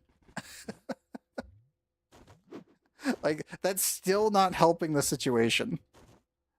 That's like, the market's dead. Okay, cool, that's bad. Now players can't play. That's bad. Club worlds are broken. That's really bad. Vault worlds are still not accessible. They're still working on it. I got an email, last Thursday, saying that they were still working on it. Well, that's the thing. We're getting the same kind of things that you guys on consoles are dealing with when it comes down to the player base. Like, you guys have probably had a dead community for quite some time, but it's slowly getting worse. Over here on PC, it's just, it's fallen off a cliff. Like, it's been 17 weeks. That's if we don't include the stuff that happened in November.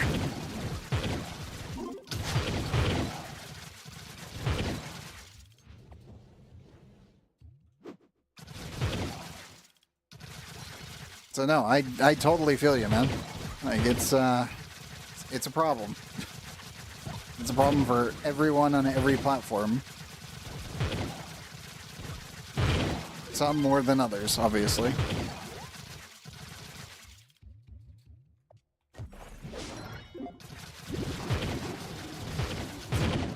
I do feel bad for people that are on the Switch though. That one's still oof. That is pain.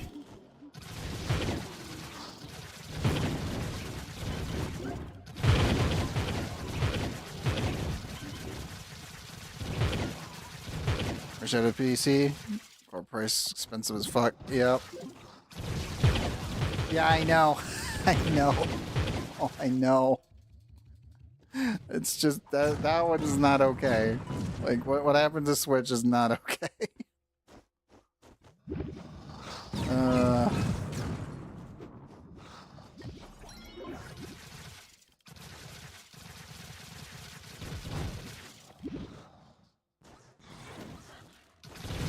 Like, I know I've said it before and I'll say it again. I do think we still need to have cross-save, crossplay, but I do fully understand that if they wanted to do that, it would probably be 6 months of development of no updates. Because that would require the entire team to probably work on such a thing. Because you would have to get the updates to be, system parable between all versions. which is a stupid amount of work. Like that is the main reason that we do not have it. Even back in the day when Tryon was the one that was still technically, you know, managing everything, and they wanted to try to do that, it didn't go anywhere because it's like, okay, cool, we need to get everyone updated to the same rate. We have to stabilize the prices of everything and make it regional pricing on top of that to match the PlayStation, Xbox, and now Nintendo stores. Like, it was not going to go anywhere.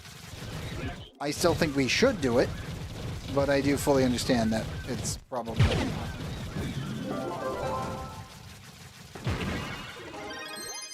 Of course, slowly dropping from 1 mil each to 160k.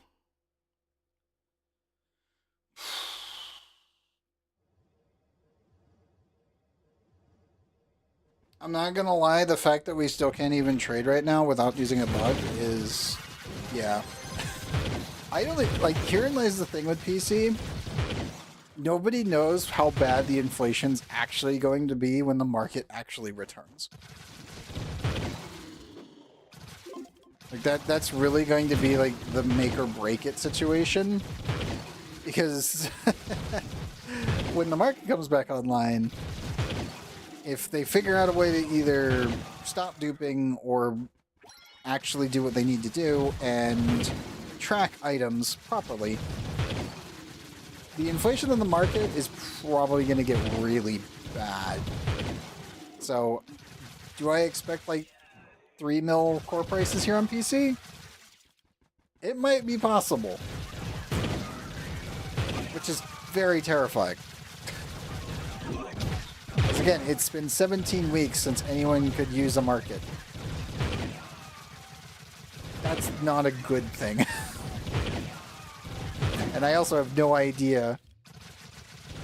Yeah, the devs might, like in truth, they might try to do something like that. They might try to pull a BDO marketplace where they actually set the prices with limited fluctuation. I doubt it though. I don't think the devs like care enough to do that. Like personally, the thing that I see them doing is probably just going to be a item tracking UUIDs per account. So that way they can track down dupers easier. That'll probably be about it. We'll then actually show to the player base who is selling what, so that way we can actually, you know, as a community, spot this stuff. I don't know. Do I expect that they might just do nothing? That's also a possibility. It's like the biggest thing that's happening here on PC Trove that I know most people don't really want to think about or talk about on this one. You can't sell credit pouches right now. We haven't been able to do it since Christmas. Actually, before Christmas of last year. This is one of the big money makers for Trove.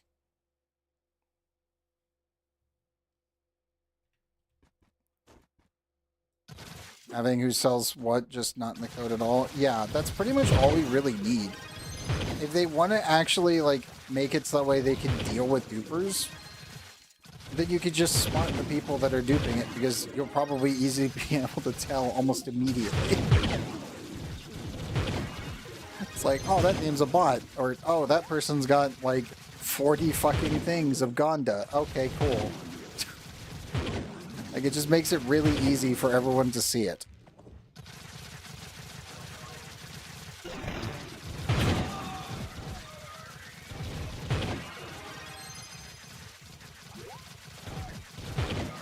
Oh, no. On here, it's gonna probably be like... Before the market died, they spiked up to, I think it was like 14. Like the day before, when they announced that the market was closing. So they could work on it. It literally went all the way on up to 14. Highest I've ever seen credit pouches on PC was 38 mil a pop. So when the market comes back, it'll probably be around... I'll be honest, I probably kind of expect it to be around 30 again, maybe even 40. I'll have to wait and see.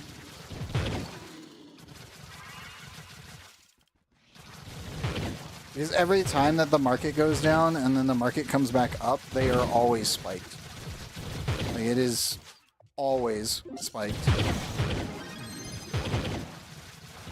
But it's because, again, everyone wants to take advantage of the people that have been just itching to get their credit, like, their credit added to their account so they could buy something.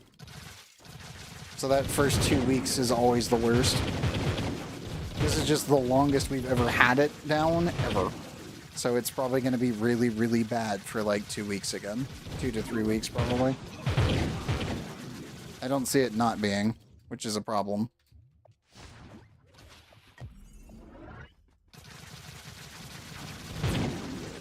Now, mind you, if you're wanting to throw in money into Trove for whatever reason, like when the market comes back up and you decide to buy some credit pouches, or you have credit pouches sitting around, you're probably going to make quite a bit of flux. You probably are. Because that happens every time.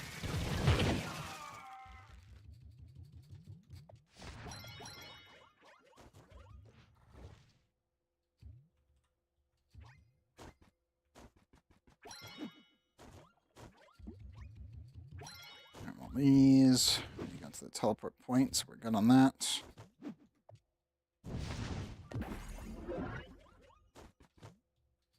Even with hitting back a medic every single corner was not enough.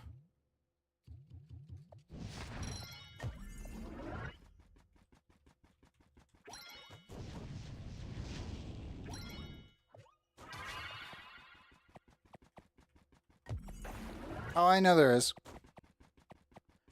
That's why I said that if the devs actually end up making it so we can track who is posting what, it'll be a lot easier to find those alts. But also, those alts are also going to want to inflate the prices either way. Because why would you not? So that doesn't really change anything.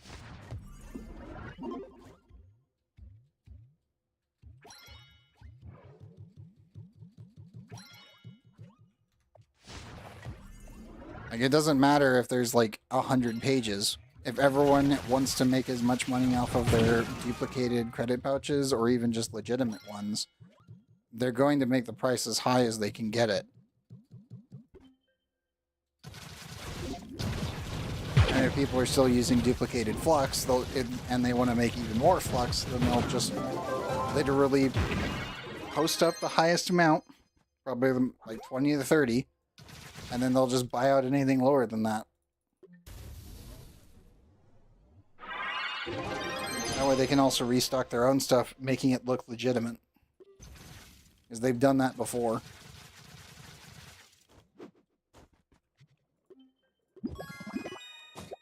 Now, there's our pity spear, C4. That was on 26, okay.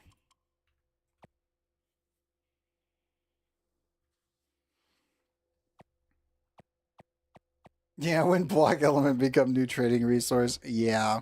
God, that'd be funny.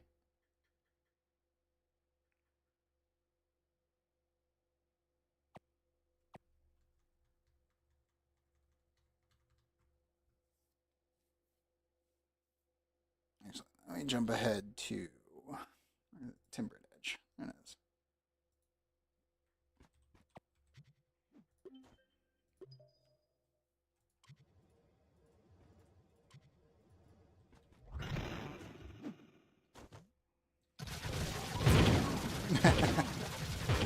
That's pretty decent, yeah.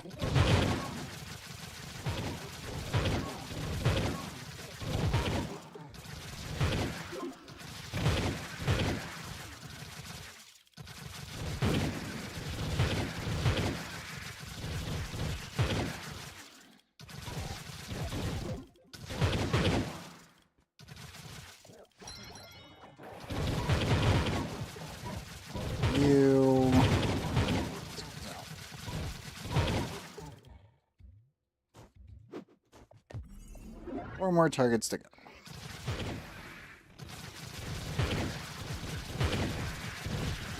I know of one person on Xbox that got more than me. Yeah, at 4.6, it's pretty damn good. I could easily see that.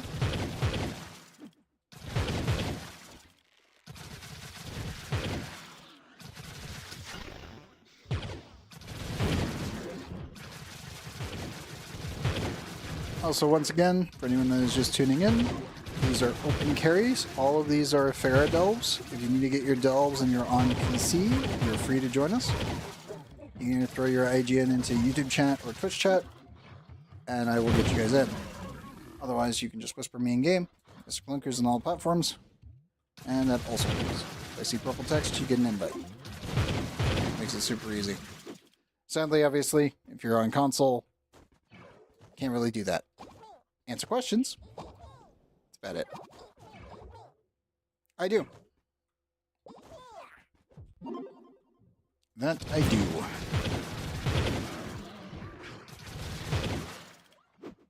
Hence the other chat above current chat. Now, mind you, it is very jerry-rigged CSS script, but it is there. I pull up on a 300 BR. I mean, you're completely free to join, man. I literally take anyone who is able to get on and actually play the game if they need to get their stuff done.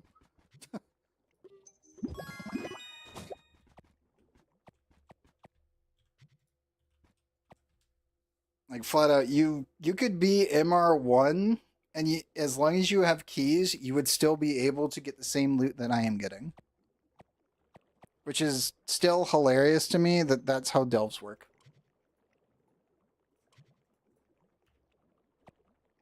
So, again, for anyone that doesn't know about how delves loot works, the delve box uses the Shadow Tower code. Shadow Tower has no PR requirements or mastery requirements. It only calculates which class you're on and what weapon that class can use. That's it. You get the same chance at any of the C5, C4, C3, 1, and 2 as the rest of us. You're not planning on PC anytime soon and just hate delves. That is totally fair. Like, flat out, I do not blame anyone for hating on delves. There's a reason I do the carries that I do. No. It is reflect on. The only thing that can actually kill me. Get out of here. Didn't see him in time.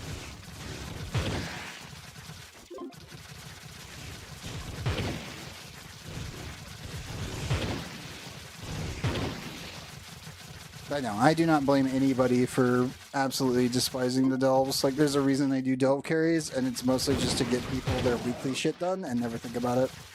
I never use the battle block because it's literally useless to me, except for in reflect.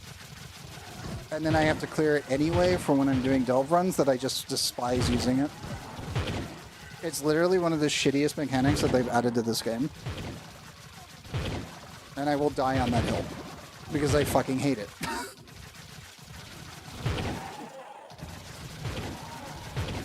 They needed to make it Deathify 2.0, and they did not. And because they did not, it feels like shit to use.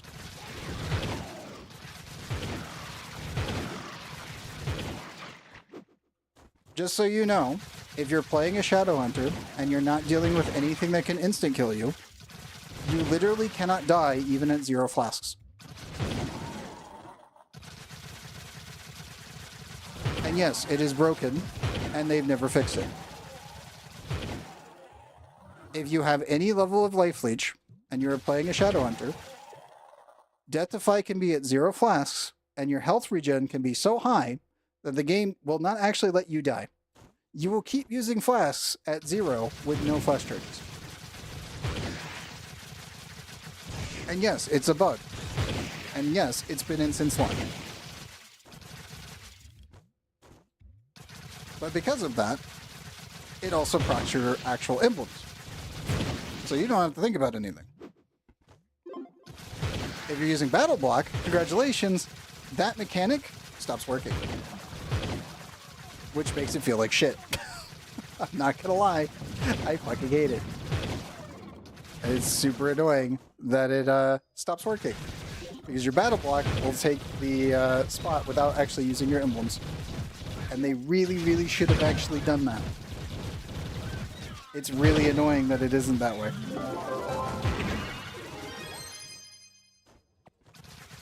I should also mention, I have actually made bug reports on the Flask working this way. They've never fixed it. I personally think they wanted to keep it in as just a Shadow Hunter and Revenant mechanic.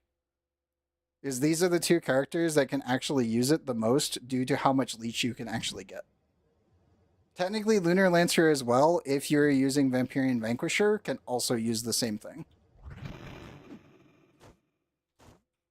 But I have reported it many times, and they've done nothing. So it's just an intended mechanic, I guess. Or it's something that they can't fix. I don't know which one it is. But because of it, it actually makes Battle Block feel like crap to use. Which still bothers me to this day, that it's like, it could have been so much better. Well, you can't, that's the thing, you literally will never die on Rev. If you use Deathify and you're fully kitted, you cannot, it will not let you die. Which is hilarious. It's like, you'll hear your Flask proccing over and over and over, but you won't die. Oh, no, it does proc the passive. You use your Death-Defying Flask and just go hug Daughter of the Moon. Or, well, yeah, just hug Uber Daughter of the Moon and just let it do its thing. It's very funny when you do it. The only downside, obviously, is that you don't get to use any of the other flasks that would also help out a lot more. But it does actually allow you to still proc the actual passive. But if you're using Battle Block, it won't proc it, because you're not actually dying. Battle Block just prevents you from using his passive. As I said, there's a reason I don't like the current state of Battle Block when it should have been just Deathify 2.0. Like, it should still count as you dying when it procs, so that way Revenant's passive still works. It doesn't. Which, again, I don't like that. It should have worked. It should work properly with everyone's kit. And it just doesn't. And it still bothers me.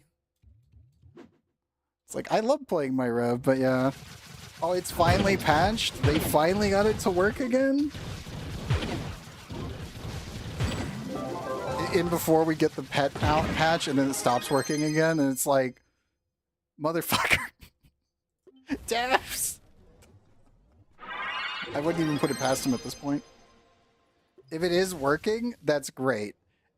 If it ends up breaking again... honest reaction. Because everything keeps breaking in this fucking game. I can't even put it past it. I'll take your word for it and hope that it's actually working. I'll try it out later.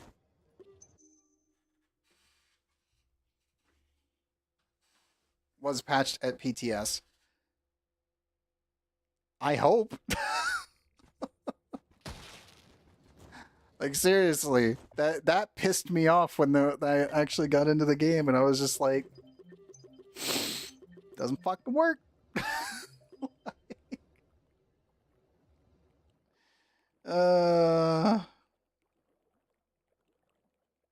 It would proc on Battle Block. Okay. As I said, I will trust you on this and hope that it's working. That shit pissed me off when I tried it out and was just like, oh, it's not working. Wonderful.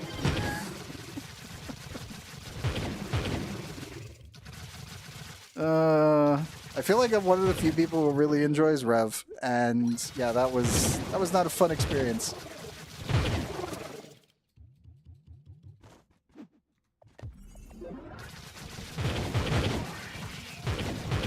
Like, as I said, it's been a couple bad updates. So maybe we're gonna finally see some stuff turn around. Maybe. God, I am huffing so much hopium right now, it's not even funny. Just even saying that. Respawn proc the block during PTS and Rev was mentioned in fix then. Okay. Yeah, I will have to test it then. It's not that I don't believe you, it's that I will definitely have to test it on the stream later. And see for myself to make sure it's working again. It's trust me, that was a very annoying day. To do that one on stream was just... was not happy. Was not happy about it. I mean, when they launched the actual block mechanic, it was not working. You were not able to... It was not counting you as dying when it would happen, and it was not spawning the minion. So, if they have fixed it since then, that would be great. I'm still probably not going to use it, because I just use Deathify and just not care. There's only 3 enemies in this game that are actually required to use block element, and none of them I care about. And technically 2 of them you just completely ignore. So it doesn't even matter.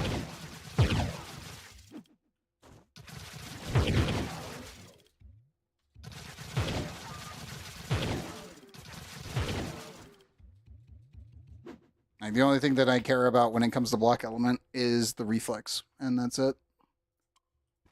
And if you kill them before they even get their thing off, it also kind of negates the fact that it even exists in the first place.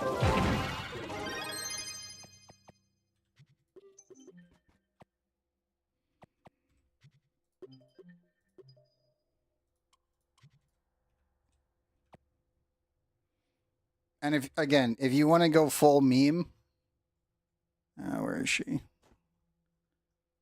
Like, if you really, really want to do something stupid, and you're playing Shadowhunter, you could run Samantha for the really dumb mechanic that is the 10 times overleach.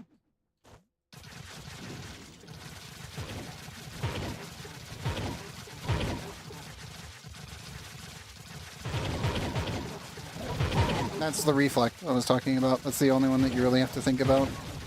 In the Abyssal Depths, the actual Kraken does not have a reflect, so you don't have to care about it on that one.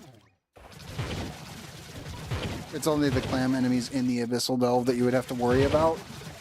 But you can just do enough damage to just eradicate them up to a point.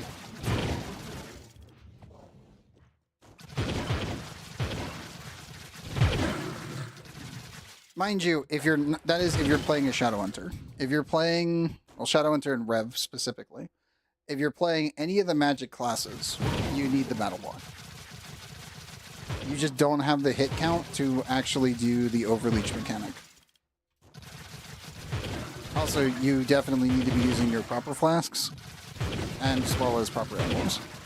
Especially if you're using energy. But if you're playing Shadowhunter or Rev, those are the 2 classes that I thoroughly enjoy, and I find battle block to be the most annoying thing in the world. But obviously, if Rev with battle block is actually working now, that would be nice. I still wouldn't use it. At least on him specifically. The death-defying tech itself is just too good to not use it.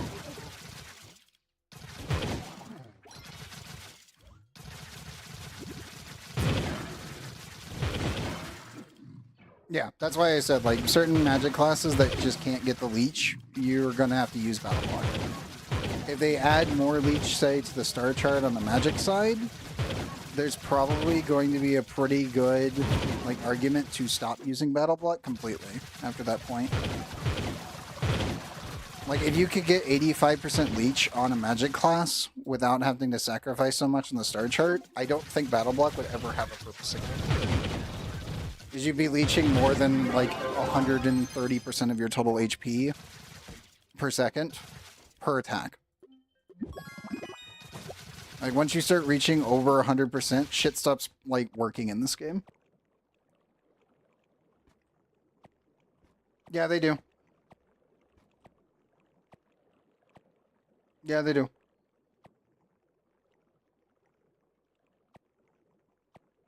Like, as I said, there's a threshold where this becomes useless again. And if they add more leech to magic characters, this will actually become more useless than it already is for the two characters that I play.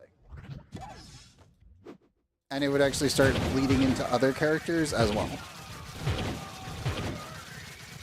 Hence why I said that Battle Block itself needs to be buffed.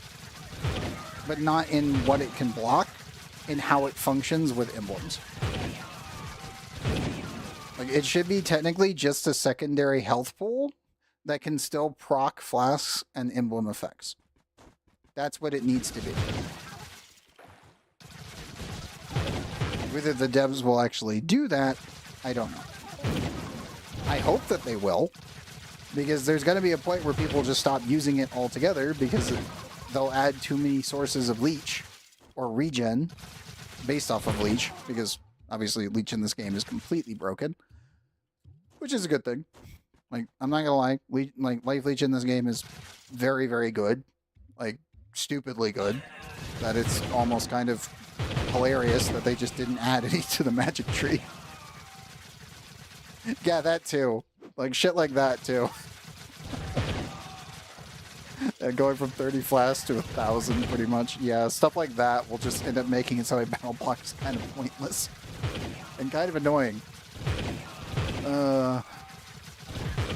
As I said, battle block needs a buff. Like, a serious just tweak to make it so it counts for emblems. Like, I don't think that they should add leeching to battle block, because I feel like that would probably be so fucking broken on certain characters. Like, even if it's only like leeching 1 point per tick, I think that would still be completely broken.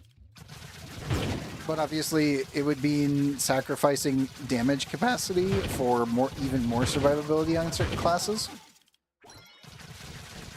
I think it really should just start functioning like a death-defying class, so that way we just don't need death-defy anymore. Like, obviously, the character progression would be, you start your account, you get to about, like, I would say, Mastery 125-ish, you get your death-defying vial, that lasts until, like, 250-ish Mastery, then you can start working in Battle Block, because you're already starting to work on dragons. You push into, like, 300 Mastery, and then you're really, really pushing in on the characters that need it. You get your emblems, because now you've probably played for about 2 months. And you can go from there.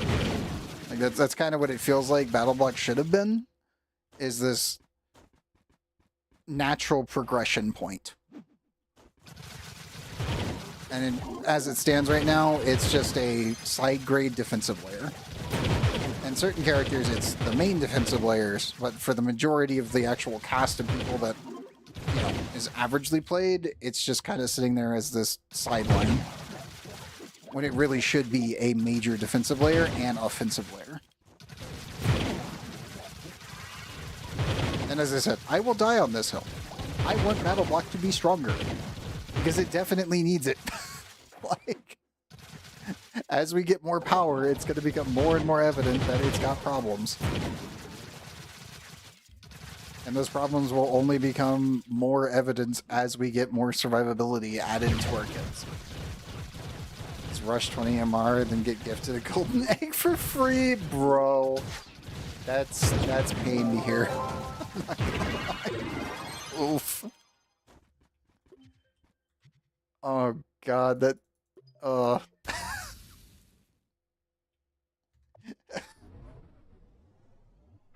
that hurts me inside.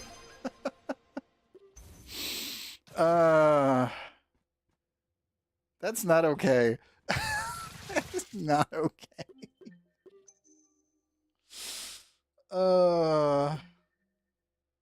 Piper, why? Yeah,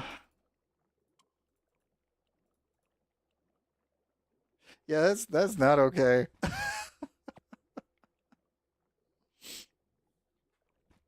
Is that just done because of all the duping or what? Seriously, that is...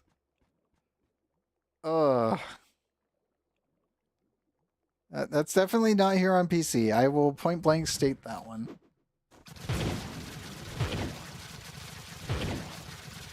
God damn. Okay, okay, fair enough. Yeah, yeah. Oof.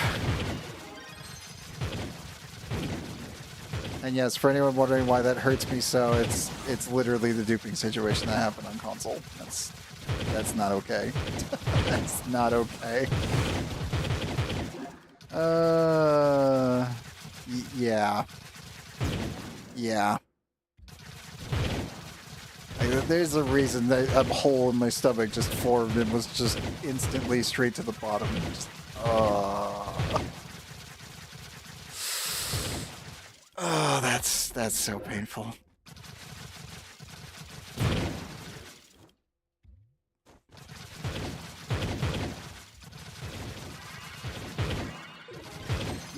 That's crazy.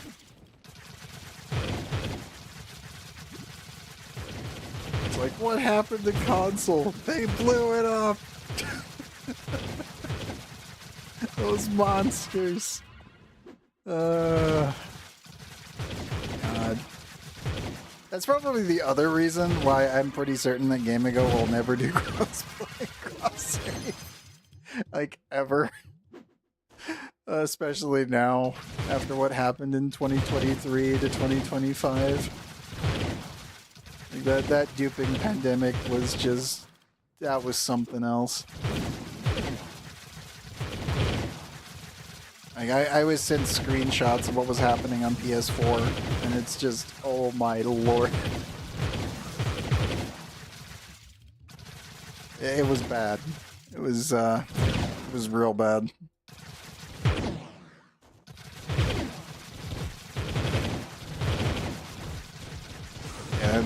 Yeah, I was... I know it's still ongoing. I know it's still ongoing. And that should... we've still got dupers here, even with the market dead. I mean, it's still a thing. Like, it is a core problem with the game's itemization. The game engine is probably the thing at fault. And until the itemization of items in this game is fixed, duping will probably forever be an issue. The only way to technically stop it-ish is to identify the dupers. That's it.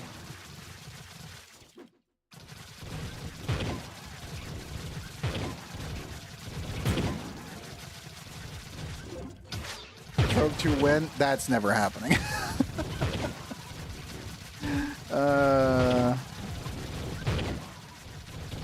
To be completely frank, I don't think we'll ever see a Trove 2. And not because it's not profitable. It's because it would require hiring a new staff on top of the current developers. You would then need to also itemization the entire game in the same manner. And the bigger problem, you would need to cannibalize the subscriptions that people are already paying.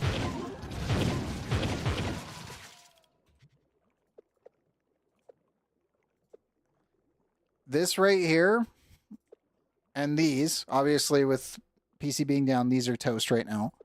But this right here, they would have to cannibalize this system and the current paying customers that are paying for this to make a Trove 2. Some people would buy subscription in both games. That number is very small. So they would lose a large portion of their actual payers before the game even started out, like, operationally. Which would be very bad for gaming. This happens every time a sequel is made. And I'm pretty certain that that is the main reason that Gamigo would probably not A-OK making a Trove 2. I would be very surprised if we saw a Trove 2. Just because of that reason alone.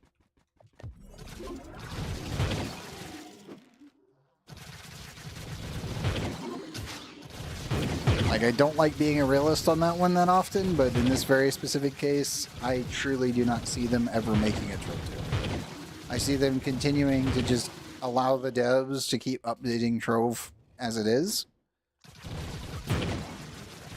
I don't know if the devs can fix it, but I see them just continuing to do what they're already doing. Because again, Trove is one of Game Go's golden gooses. They don't really want to mess with this much. They just want the devs to keep working at their current pay rates and keep money flowing. That's really about it. When you're a large-scale publisher like how Game Go operates, that's really all you need, is just a game with paying customers. That's it. They don't care how they get them. They only care that they have them. And losing some of them, because of wanting to do something like a Trove 2, as a publisher, that's normally like, you know, hair on fire, emergency situation kind of thing. So I don't see them doing it. Even if it would be a good idea, and the IP is actually kind of strong, to be honest. I just don't see it. In Max in February 2026. Yep. Yep. Unironically, that's pretty reasonable.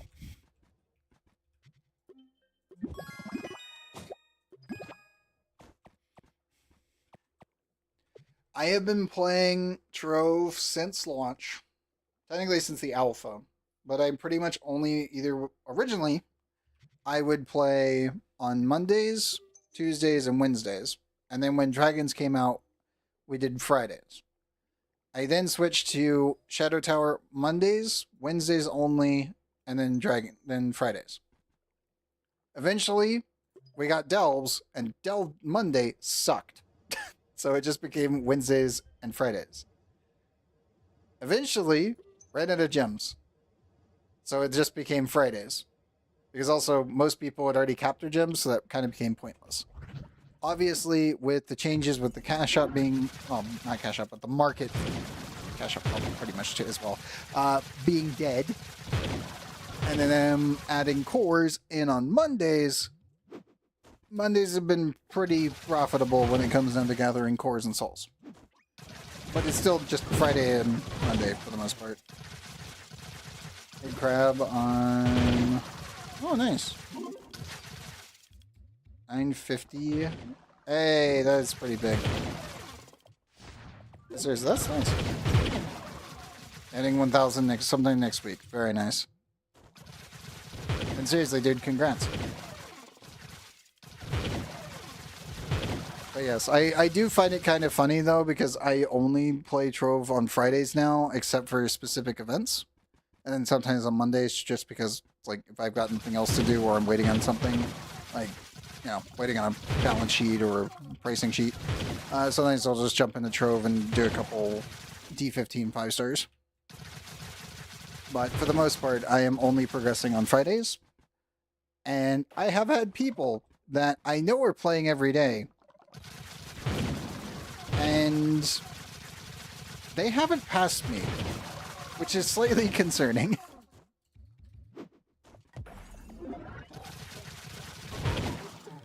Like, there are times when I know people have complained about their progression, and then they've been playing every day, and I'm like, are you sure you're playing every day? Mild confusion, slight concern. You care to tell me what you've been doing in Trove if you've been playing every day? Like, have you been working on your gems? No. Have you been doing any of your dragons? No. It's like, what are you doing then? 200% in the first few months coming back. Oof. Yeah, that's fair. I have not bought anything in Trove in about 6 years now. But I also was maintaining Patron from launch until the end of Shadow Towers.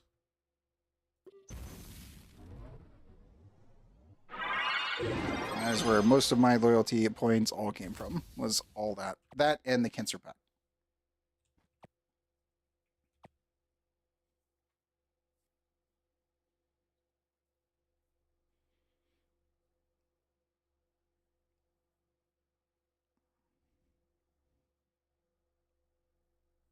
And nowadays, there's literally nothing in here that's worth anything unless you see the Dragon Power deal. That is the 250 credit one. But I can't even recommend that now because we can't buy credit pouches. For anyone that wonders, if you do the math on this, these are worse than the small pack. You get less for less. It's so weird. Yeah, I never duped, and I was never given duped coins. So, I was only running off of paying for my own patron. Until obviously we didn't need it anymore, because if anyone played back in the day, Shadow Tower could only be played on Monday. Reason being was you needed patron, so that way you could get your other 50% of your actual souls. And if you didn't play on Monday, you would actually lose 25% of the rest of it. So you had to do your Shadow Towers on Monday. It was a terrible system. It was on par with Regeminators and gems cracking and exploding. I never want that coming back ever. And I am glad that time of Trove is long dead.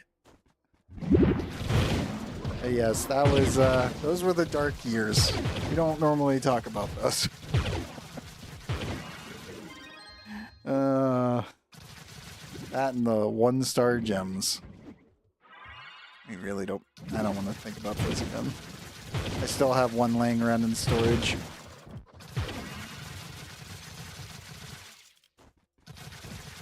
It's above, Sheno. It's above. I think it is. You spawn in the wall? I swear to God, if you spawn in the wall.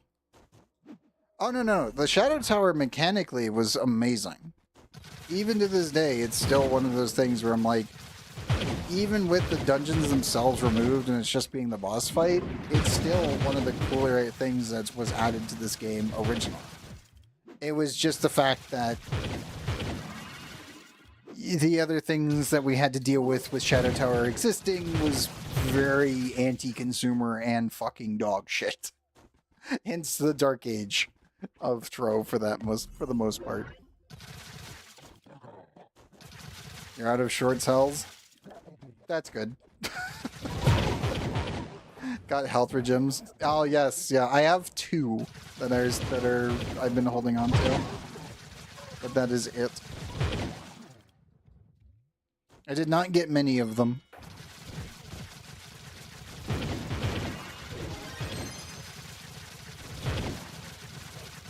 Yes, I keep a couple items around from the old times of Trove, just so that way I can point them out for anyone that like doesn't know about them or wanted to forget. I'm looking at you, Regeminator. Thank God they're dead.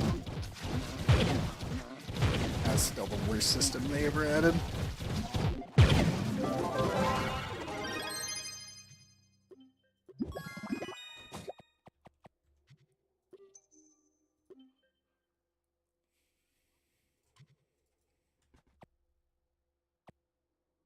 I don't have storage anymore, dude. I am like riding the red line on storage space. I am right there with you. Yeah, that's what I mean. I got like 1 slot open. That is it. It's mostly permatorches, to be completely frank. Like that's really the thing that's my non-unique, non-stackable problem is permatorches. Also, the old PvP banners. I can't really store those, so they're just sitting on characters at this point.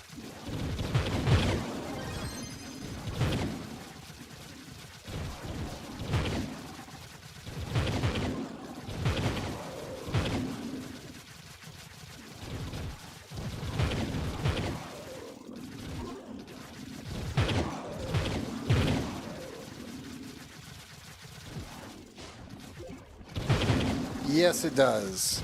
Yes, it does. And it sucks.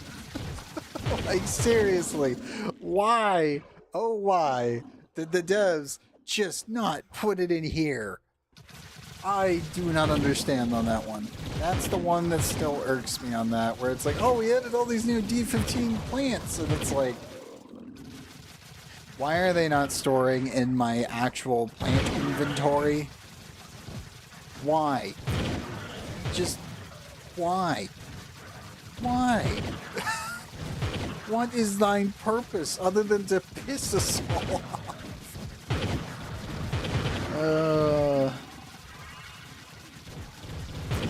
It's still one of those, that's the decision of all time so far in my book on this one. That one and titles and taxes.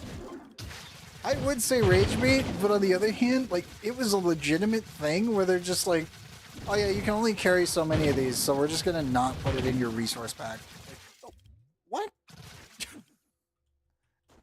This is dumb. This is really dumb.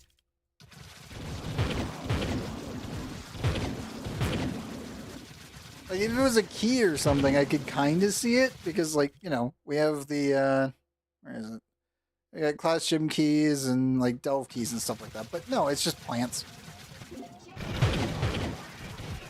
I know. It was the first one of those, like, oh, we made a limited resource, so we're just going to do this. And it's like, but you already did it with Geode. That's a problem.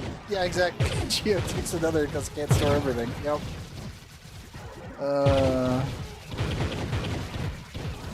Yep.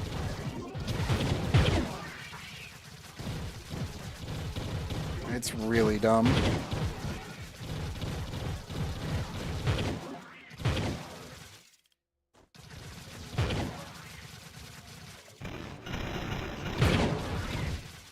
And give me a second, Chino.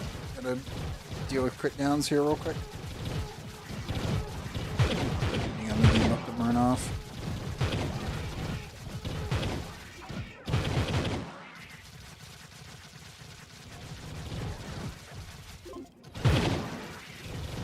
My Geode questline has been reset like 5 times. I think I've got it done again. I cannot remember for the life of me.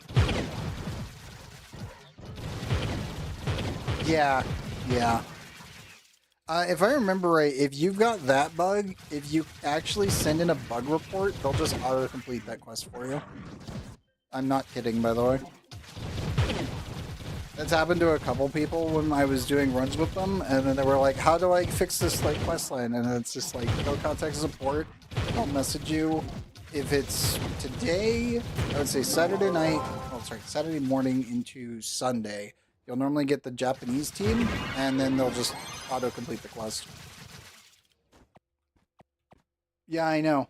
Yeah, just send in a support ticket. They should get it within, like, I would say 8 hours. You sent in 3 tickets? Did you do it as the quest errored out or whatever? Oh God, what was the tag in the ticket? I cannot remember for the life of me. I need to go load up. the website and check it again. There's a specific one that you hit, and then they'll just go and complete it for you. I think I've had, what, 8 people do that? And they've got it fixed? Remember 8? I think it's 8. Yeah, but there's a specific thing that you plug in, and then they should handle it. Would recommend, just that way you get it over with.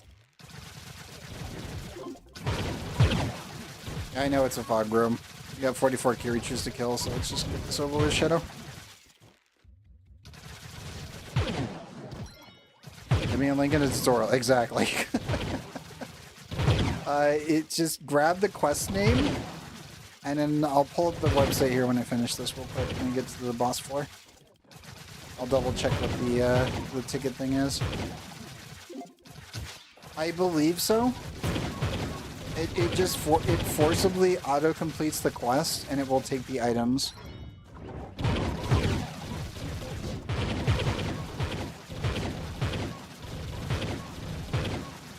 Because they're supposed to be consumed for the quest. Specifically the gas one. Can I join? What is your IGN? And yes. These are open carries. I literally take everybody. Anybody and everyone that can actually log into the game right now, if you're willing. Ovo potato. Nice. Actually, super nice. Thank you. 1 second. Slash join me. Also, welcome, potato.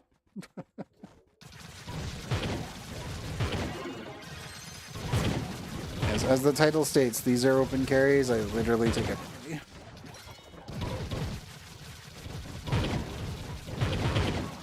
These. Okay, we're good. Let's run to the end here. Yeah, when I kill this boss, I'll go load up the support page, double check which one it was.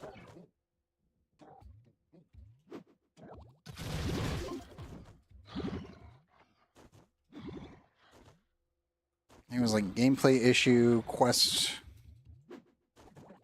and then I forgot the other one was. I think it's just active quest.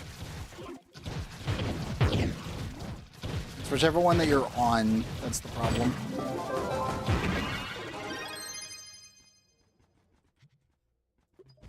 And that.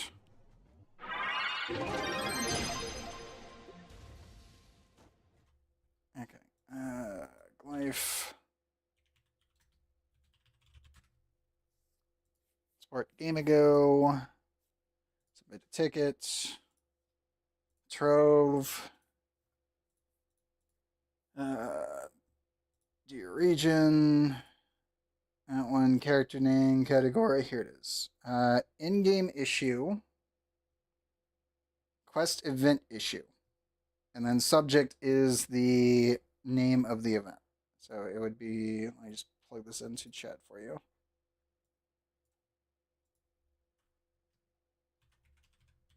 Category, in issue,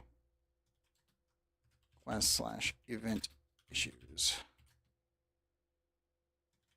Name of active quest. There you go. Do that, and they should handle it. Yeah, that one's also bugged. But I think, if I remember right, that one's been bugged for everyone due to the fact that some portions of the Gibbsley quest itself are bugged. So, it doesn't really help. Like, the whole thing is just broken right now.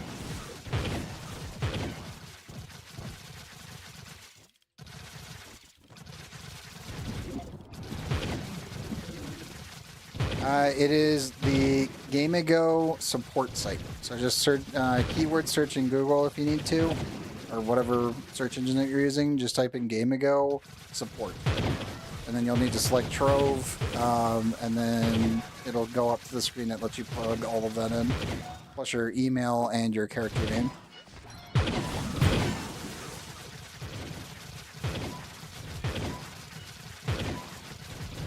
And then also what platform you're on, etc.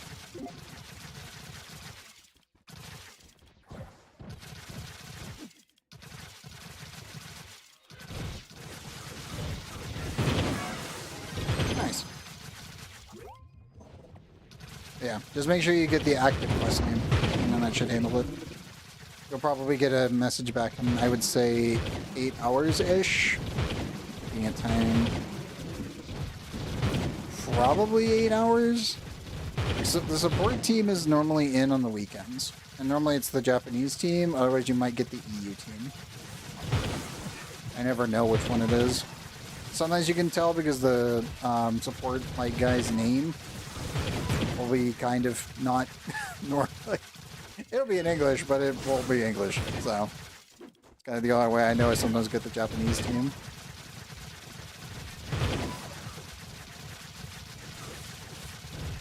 Because again, the devs are not actually in the office until Monday, but the support team is.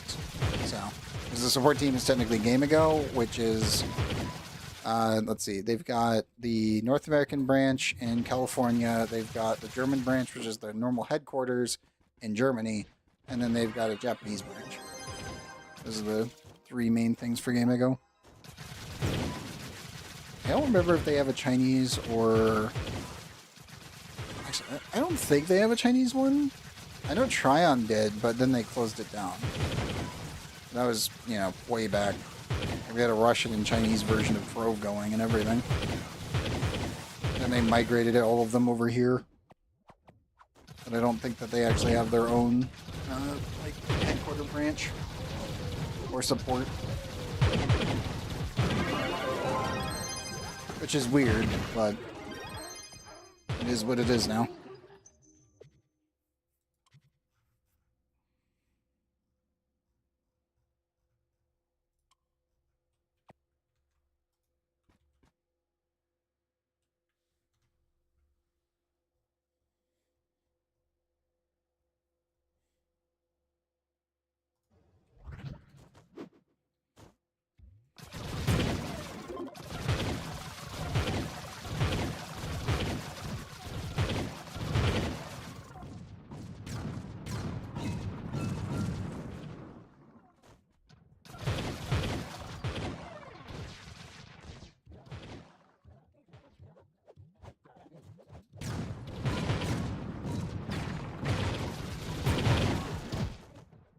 Yep.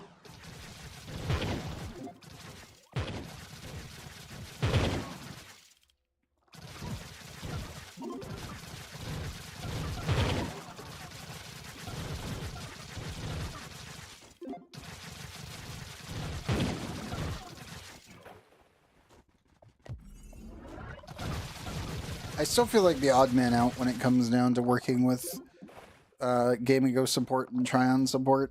Because I've never had any issues really working with them whenever, like, major issues occur with Trove.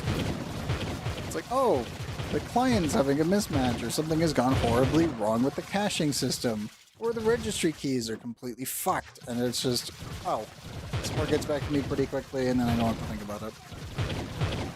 Like, the only issue, obviously, right now that's been going on is the club worlds are still fucked from Christmas, and, well, some of them. And then the vault worlds are messed up due to a hotfix in like early February, late January that they did. If you try to join in someone's vault world, the vault itself just doesn't load, and you'll just fall into the void indefinitely and respawn and fall into the void over and over. It's still not fixed yet. They're working on it apparently, but no ETA. I keep getting emails from my support ticket because I'm keeping it active whenever they email. Like, they'll message me back and be like, "Has it been fixed?" If it hasn't been fixed, I just send them a screenshot of me being dead in the void. I'll open the map and it'll just be me dead, and that's it. I'm like, does it look like it's fixed, guys? Try again. Go again, devs. Come on. You gotta fix this.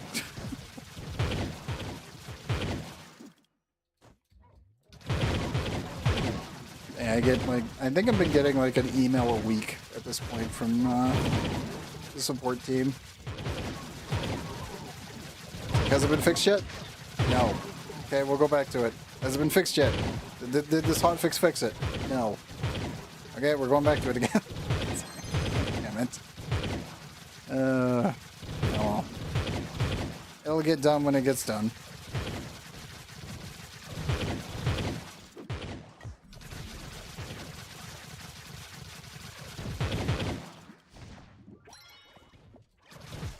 Oh, that's fair, Shano.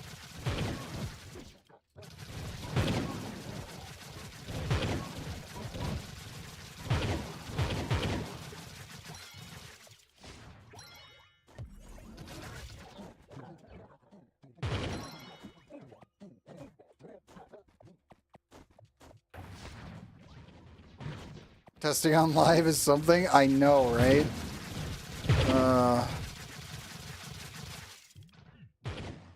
I think it's really the main reason that they have been doing the testing on live is because sometimes it just doesn't work on the PTS. Is the club data and the actual like vault data is sometimes just not the same as it is on live, so they have to do the testing that way. Also, I do see the hydrate. Give me a second, Hamada, and I will.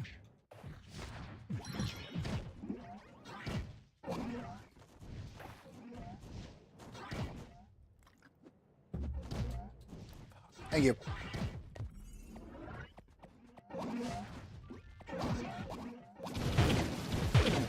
I don't blame them for testing on live.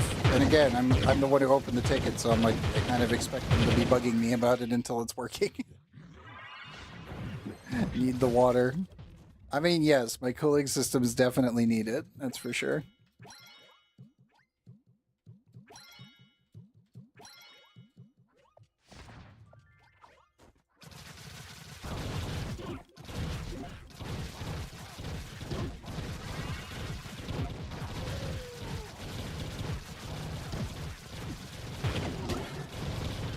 Oh no. He didn't roll.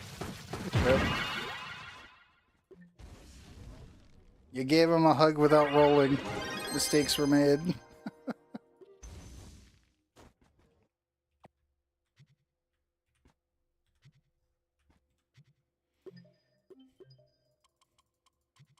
I still find it stupid that you can roll through his attack and completely negate it. It's funny, but it is pretty stupid that it works.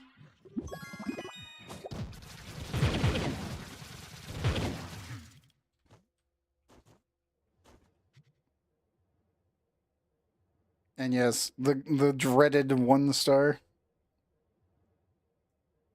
And these. We don't talk about these. Let's stay down there. See no evil and all that. Back to a bandit. What's up? If I come back to a bandit on you, I know a lot didn't do a ticket because they got banned. What do you mean? Yeah, rare loot. Yeah, rare evil loot. That shit's cursed, man. Potato, that thing is cursed. All of those are fucking cursed in that box.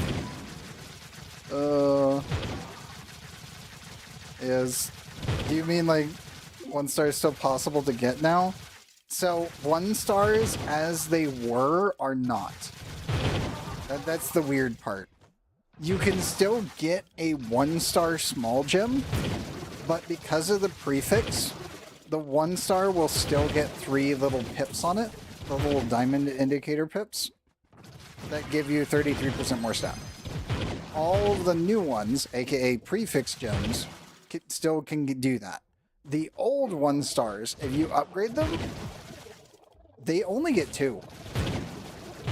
The small gems count just like the big gem 2-stars, which is very funny.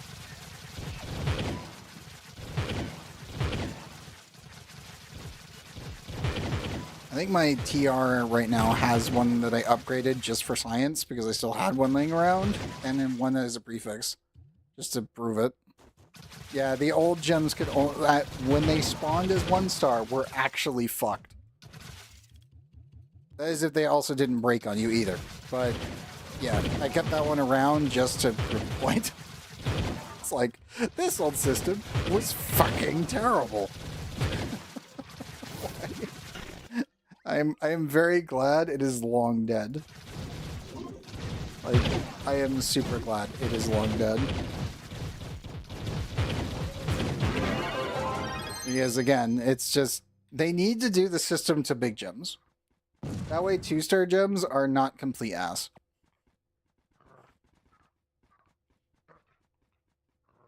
Yep. Very much so. Very much so, Piper. Yeah, it just blows my mind that back in the day we thought, like, the devs thought it was okay to do stuff like that. And it's like, that was never okay.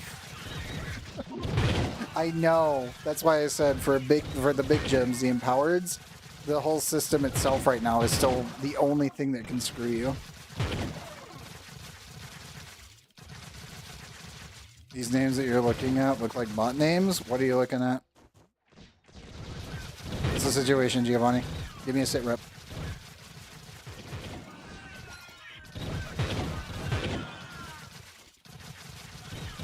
Is it all squares? Has China invaded yet? makes it worse.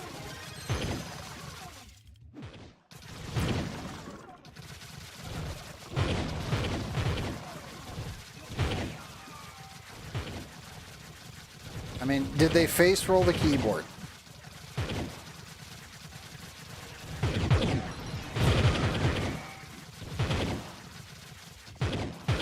And GS rocking flower power because they still not got a BB. Oh my god. I'm so sorry. Like seriously, that's pain. Mind you, it took me 2.5 years.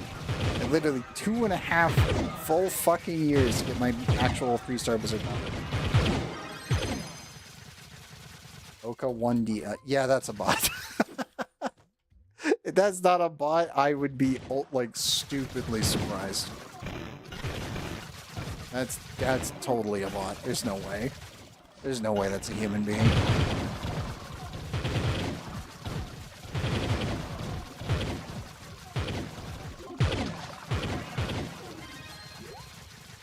Oh, it's probably someone dual boxing. 1DX and 1DF. That's definitely a dual boxer.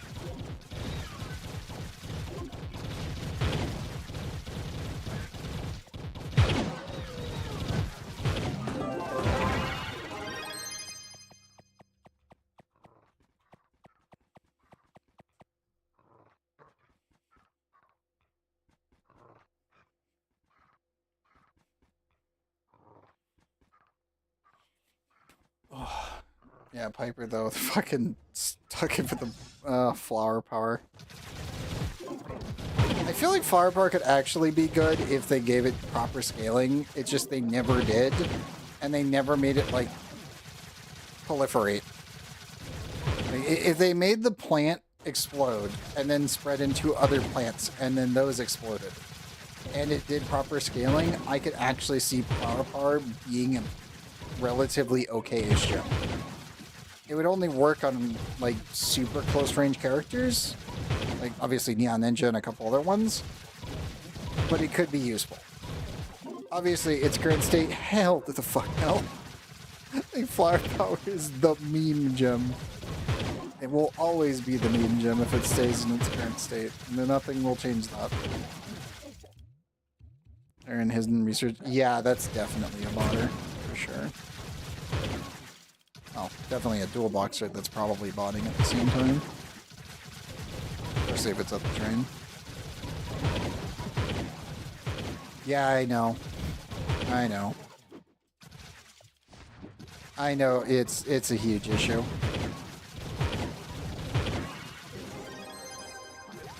It's, again though, the other issue obviously is that the scaling is really bad on most of them. Like, the only reason to use the normal setup of Pyrodisc Explosive Epilogue and then Berserk Battler or Vampirian Vanquisher is just the utilities. That's really it. Like, it'd be nice if they made it so that they scaled correctly and crit, because then we could think about the other ones. But because they don't crit, it's just forever going to be a problem.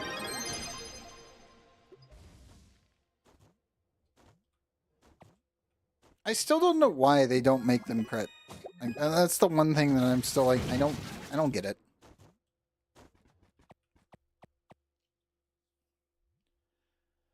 Is farm like Mega when other people on the map farm like Noob?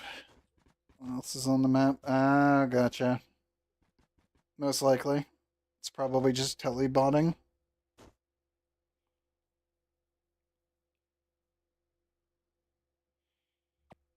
I mean, again, I do hope one day they will actually make the other gems, like the other gem effects, viable.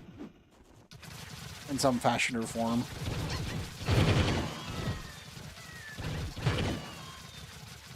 Waiting on that night rework? Yes, yes.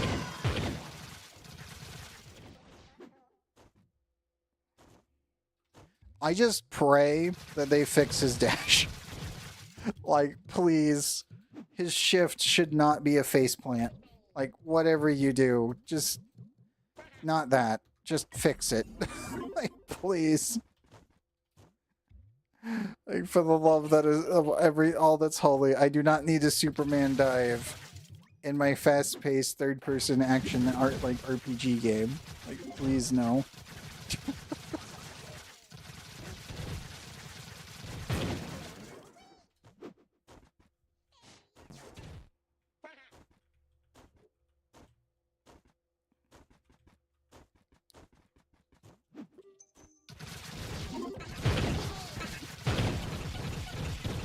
Yes, yeah, Vanguard definitely does.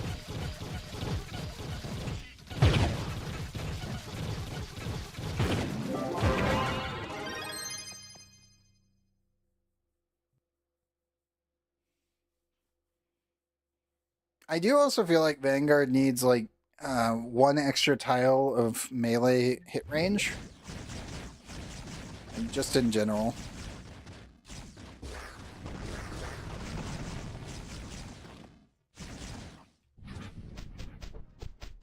Like it I need to be able to hit the plant from like here. In truth. Like I don't need to be this close to be hitting it. I need to be like here to be hitting it. That would help quite a bit, specifically on the blast radius on most of his melee strikes.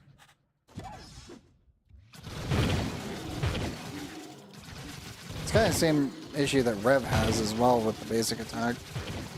Like Rev's got technically a 4-tile basic attack range, but it's only like 1 tile wide. Whereas Lunar Lancer's is 2 tiles wide. Oh, that did not load correctly. There we go. Yes, yes.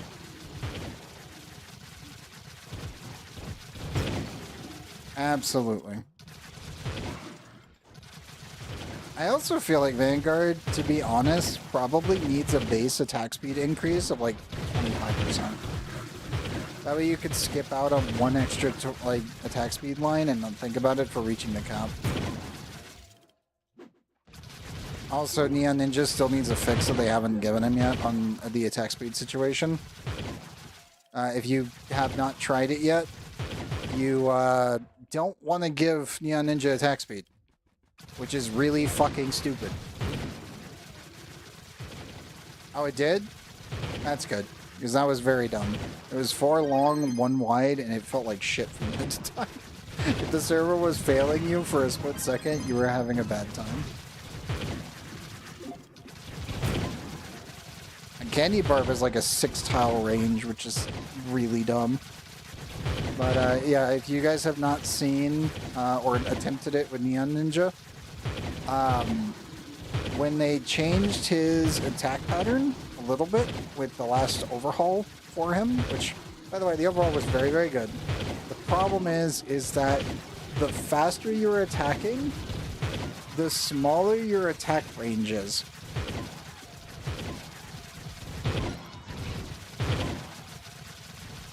Yeah, it was 1 block increase wide, I would assume, for Rev.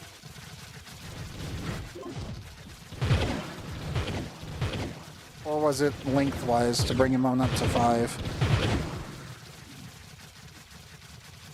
Yeah, he kind of does. So what happened with Neon Ninja was that the higher your attack speed, the faster the animation plays, but it also means that the animation does not actually connect on the server end.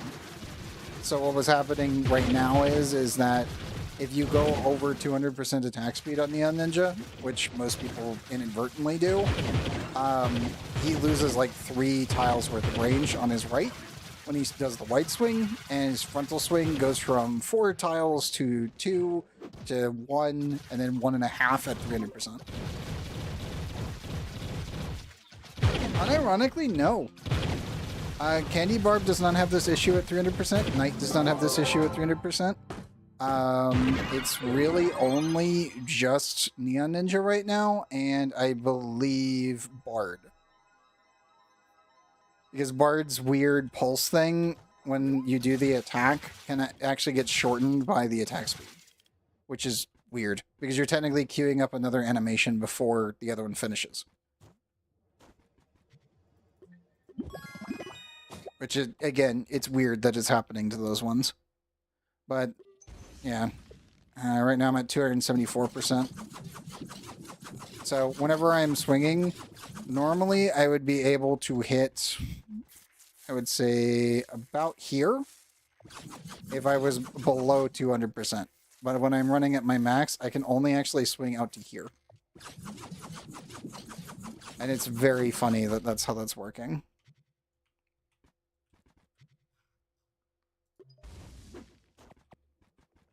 It's literally just a meme at this point. Well, remember, the game's actual attack speed limit is 300%. We literally cannot go higher than 300% right now. And some characters are actually speed limited. Faye, if I remember right, is 250%.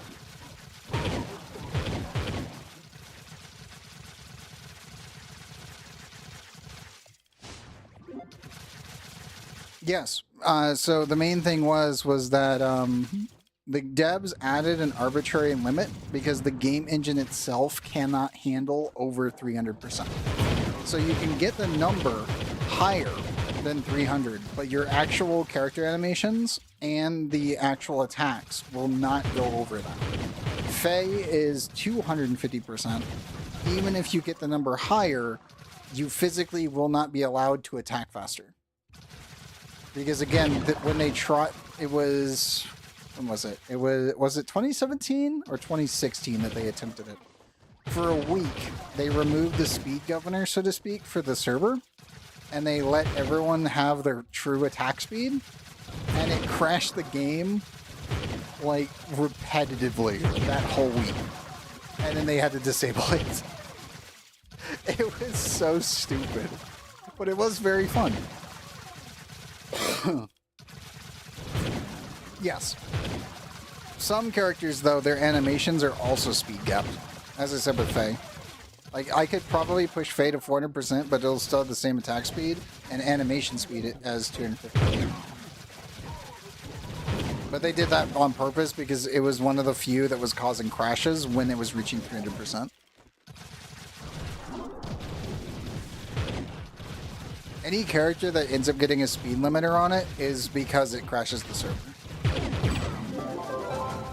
It's as simple as that.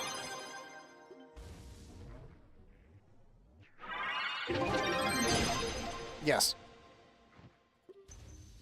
Very much so, Piper. Let's see, 3.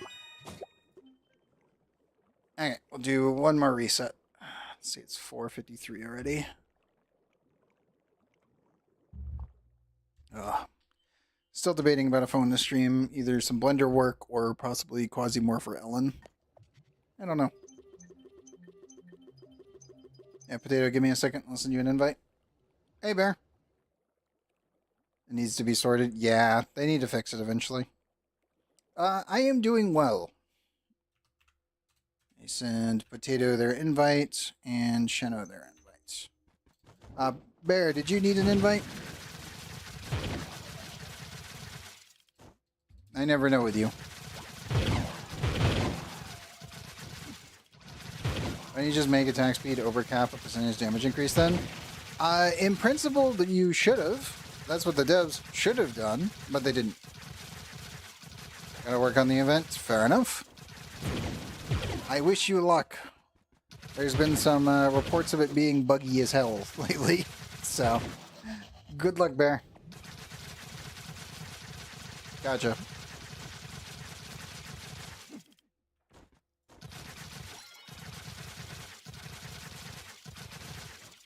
I mean, personally, I will say this. 1,600% attack speed on any character would be just pure memes of your character just animation flashing and flickering as everything around you dies. If it actually worked. So yes, I do need that. Will we ever get that? No. Would I like to get that? Yes. Would it even be possible? No. Would it be funny? Yeah. Yeah, it would be pretty good. I don't think any of us would turn down the hilarity that would be that level of attack speed. In any game, that's just fucking stupidly funny.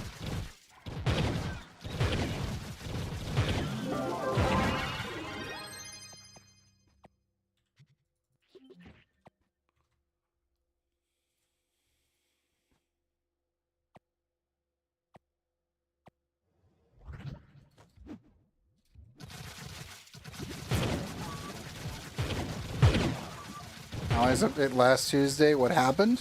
As far as I know, there was no plans for it to be last Tuesday. I had hope it would have been too, but no. There's been no posts, no updates, no nothing. So I just assumed that it wouldn't be out this week.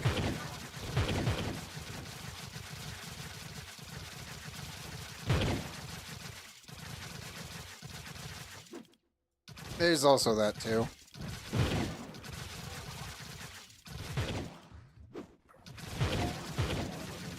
I mean, before the changes to Mondays, Mystic Gear was in an infinitely worse state than the Allies are on the PTS, on the balancing side of things. It's still not great, but if we do have to compare it, it just shows you how bad the Mystic update in general was. Not the crystal side of it, just the crystal rebalancing, but just the Mystic update.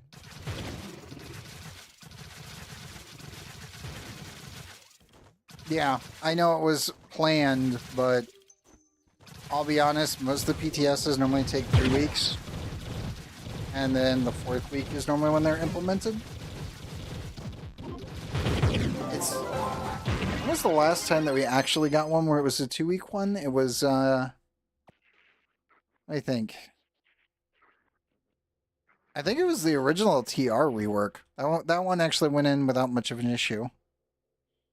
But that was like 2 years ago. Hey, Cosmo. Welcome back.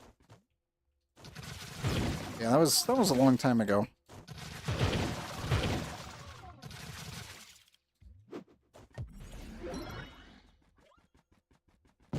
Yeah, I just kind of expect that most of these updates are just going to be 3 weeks to 4. Nearly over 13 people with Max Mystic on Xbox. Yeah. Like, seriously, the Mystic gear itself, even with the changes, is still complete ass. It's not in a good state.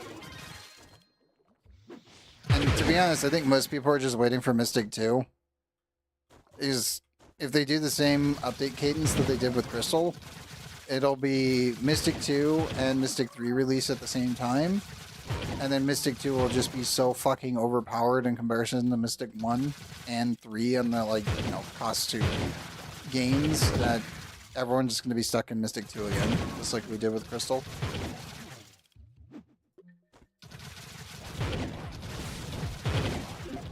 Yeah, that's what I mean.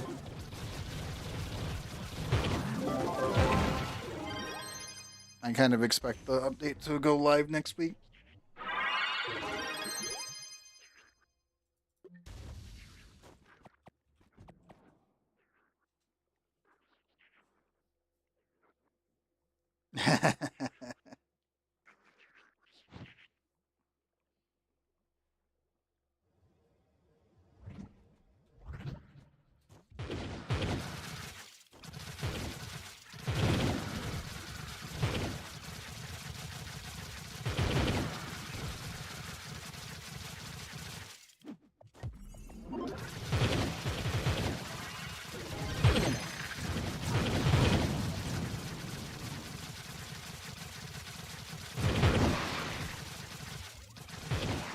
And debating about what to have for breakfast here.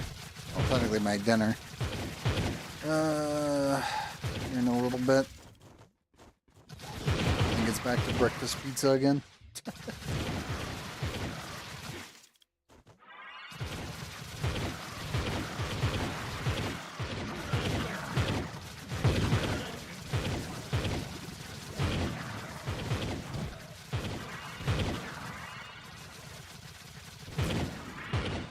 Not doing a case of it. Very nice.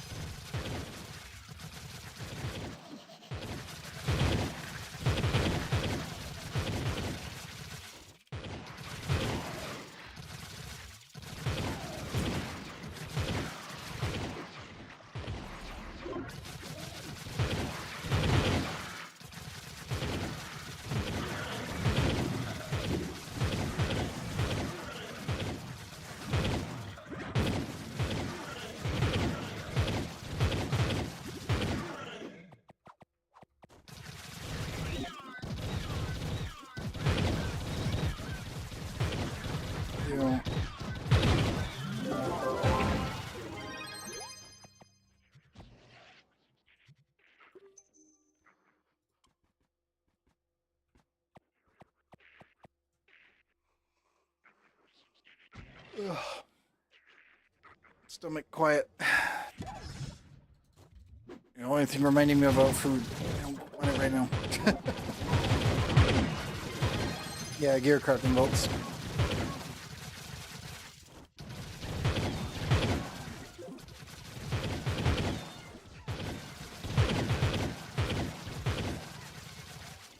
I'm pretty sure I inadvertently read it off correctly, even though you misspelled it.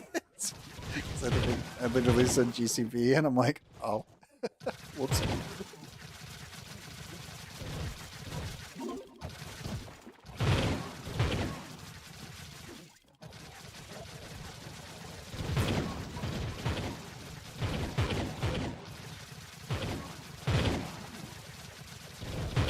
We were able to on the PTS, but only at 55k.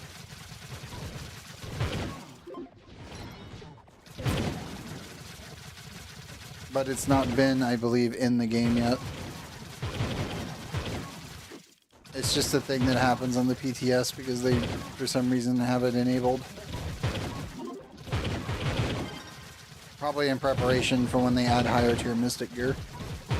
But every single PTS it's been there. It's just every time that we get the patch that goes to live, it's not there.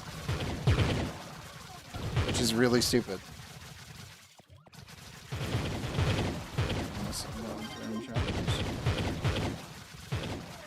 I have heard of that one, but I have not read it.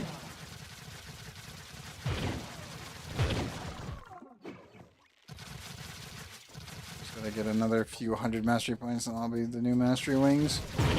Nice.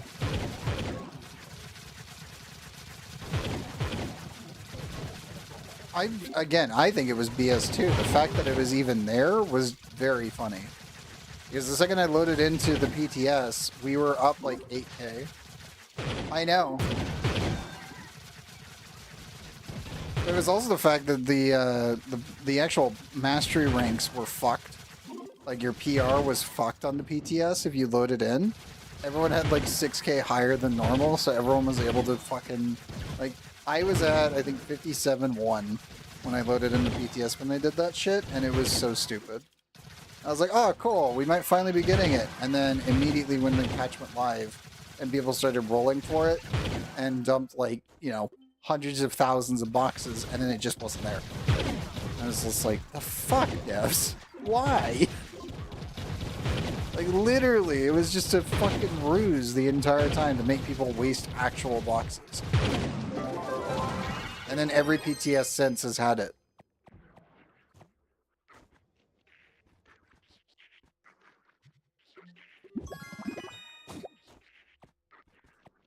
Well, that was the thing. They didn't actually put out a message. It was only on Discord where they actually put out the message that it was a troll. But then they've had it on the PTS every time. Which is really, really fucked up. To be honest, it probably will be 55k when they add Mystic 3. And then you'll have to be 65 to get Mystic 3, or 70 to get Mystic 3.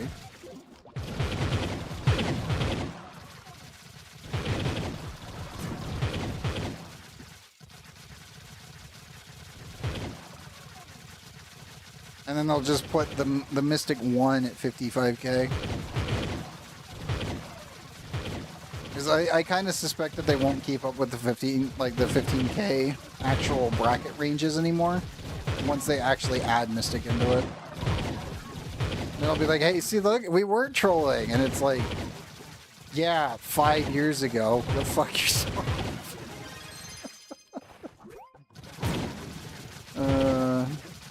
Because these devs have done that before where it's just like, oh yeah, we were totally trolling. And then 5 years later, see, we weren't trolling. And it's like, dude, that's not okay. I know they did.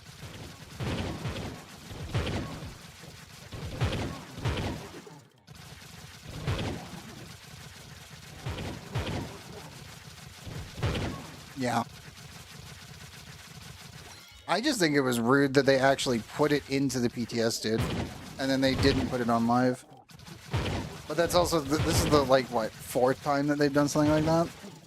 If you didn't remember, when Crystal was first added to the PTS, Crystal was tradable. Just so you know, when it was first added into the PTS, Crystal equipment was fully tradable. And then it was disabled until Crystal 5 came out, and then they inadvertently allowed people to trade Crystal 5 on PTS again. I handed out a couple C5s to people because they were tradable, and people wanted to test it out for the update. And then when it came to live, Crystal 5 wasn't tradable anymore. They disabled it, and they said nothing that time.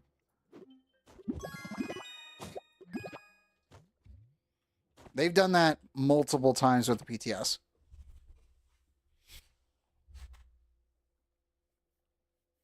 Like, this is not the first time that they've done shit like this, where it's like, oh, it's in the PTS, then it doesn't come to live, and then they're just like, oh, it was a troll. Or they just say nothing. And just hope people forget. So, yeah, no. It's not the first time, and it will definitely not be the last time that they do that crap.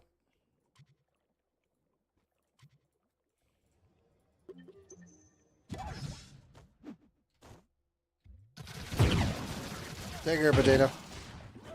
You have a good one, man. Hopefully I will see you next Friday. Or Wednesday if you want to watch some more Warframe. Yeah, I know, but Pepperidge Farm remembers. Yeah, exactly.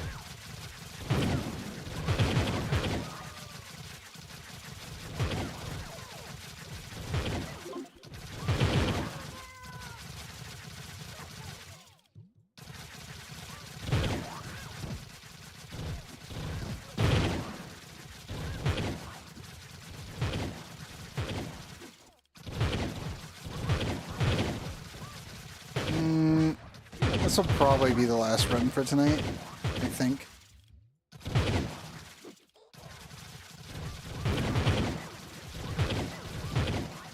Unless somebody else needs a run or something along those lines. Please.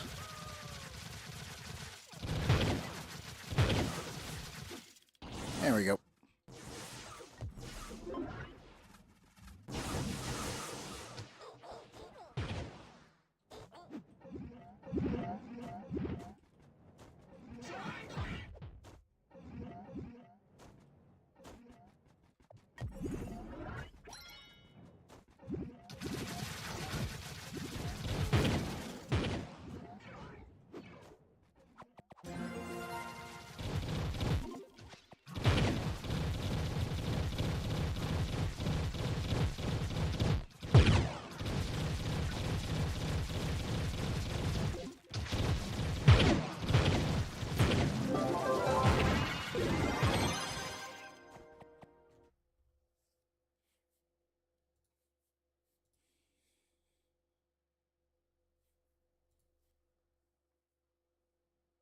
Just double checking. Only Matt's awake. Damn.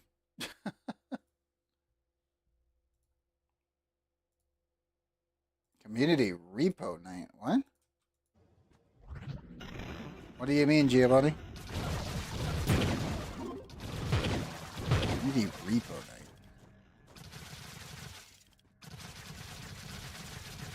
Last I checked, it wasn't repossessing any of my community's shit. What do you mean?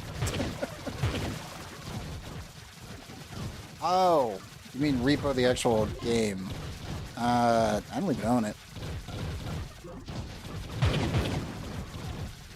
think I have Peak because someone gifted it to me, but I do not have Repo.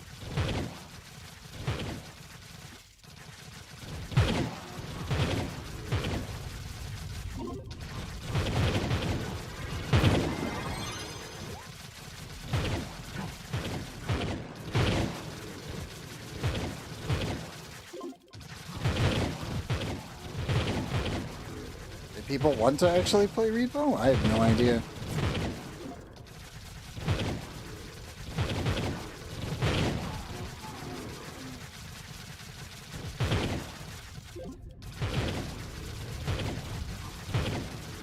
Repo's fun. That's fair.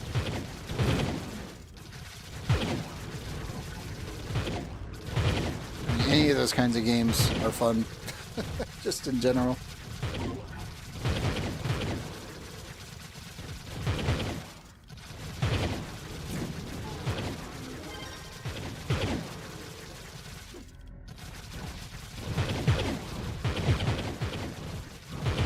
Yeah, as far as I know, nobody has ever bugged me about doing any sort of community nights or anything along those lines. Like, ever. The first person to even say that in all these years. So I'm like, huh? I've played in a long time.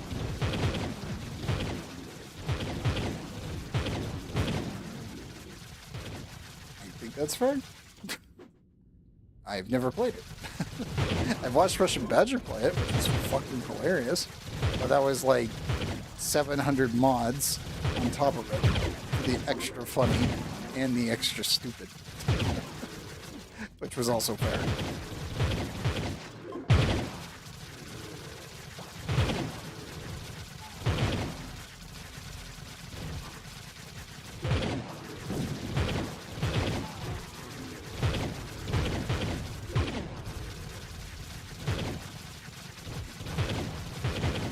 I think a fun one, unironically, if it ever goes on sale, is like a friend pack again.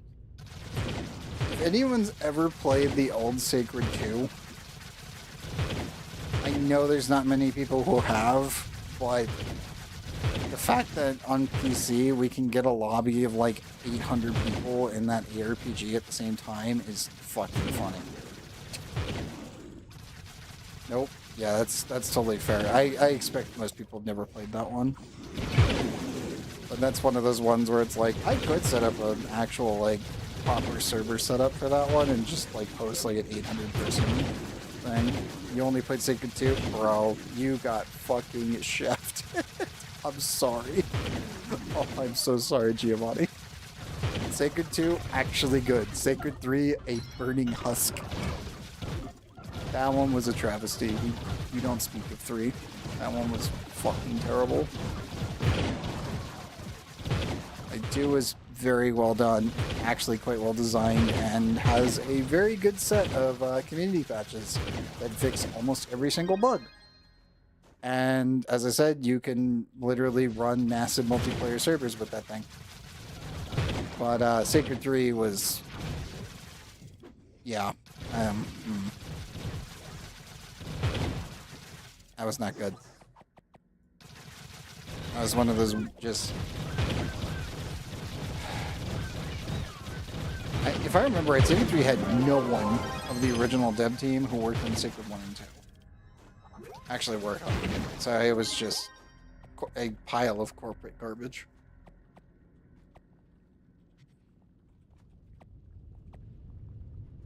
Which sucked. At least it was cheap. I will say that. If I remember right, when it launched, if you owned Sacred 2, it was like $15. Obviously, that was Sacred 2 with like gold edition and everything. Still, it was not a complete loss, but it was still like, oh man, what have you done to this franchise?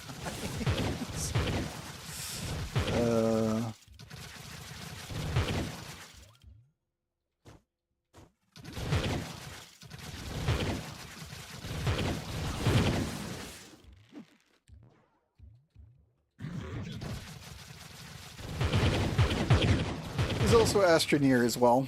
That's also pretty much a friend slot game that's very enjoyable and very stupid at the same point.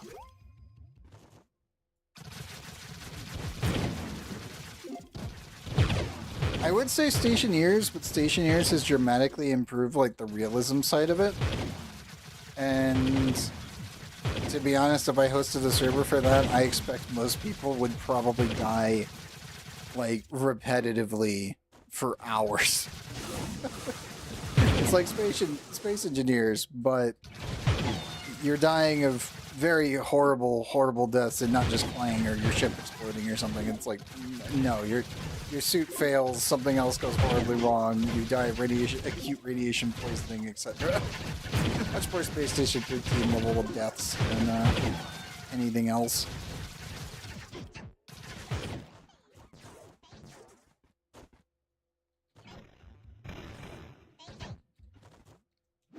I have to think about doing maybe an Astroneer thing. It'd be fun. If only Action Not Included had proper multiplayer. There's no way to do that kind of simulation, but still, that would be a fun one. Or I could just boot up a Don't Starve server. Oh, Don't Starve Together server, specifically. I don't know. I'll have to see what you guys in the community want to do. If anyone wants to actually do some sort of community game night thing. I am not opposed. I just have no idea what people would want to actually play.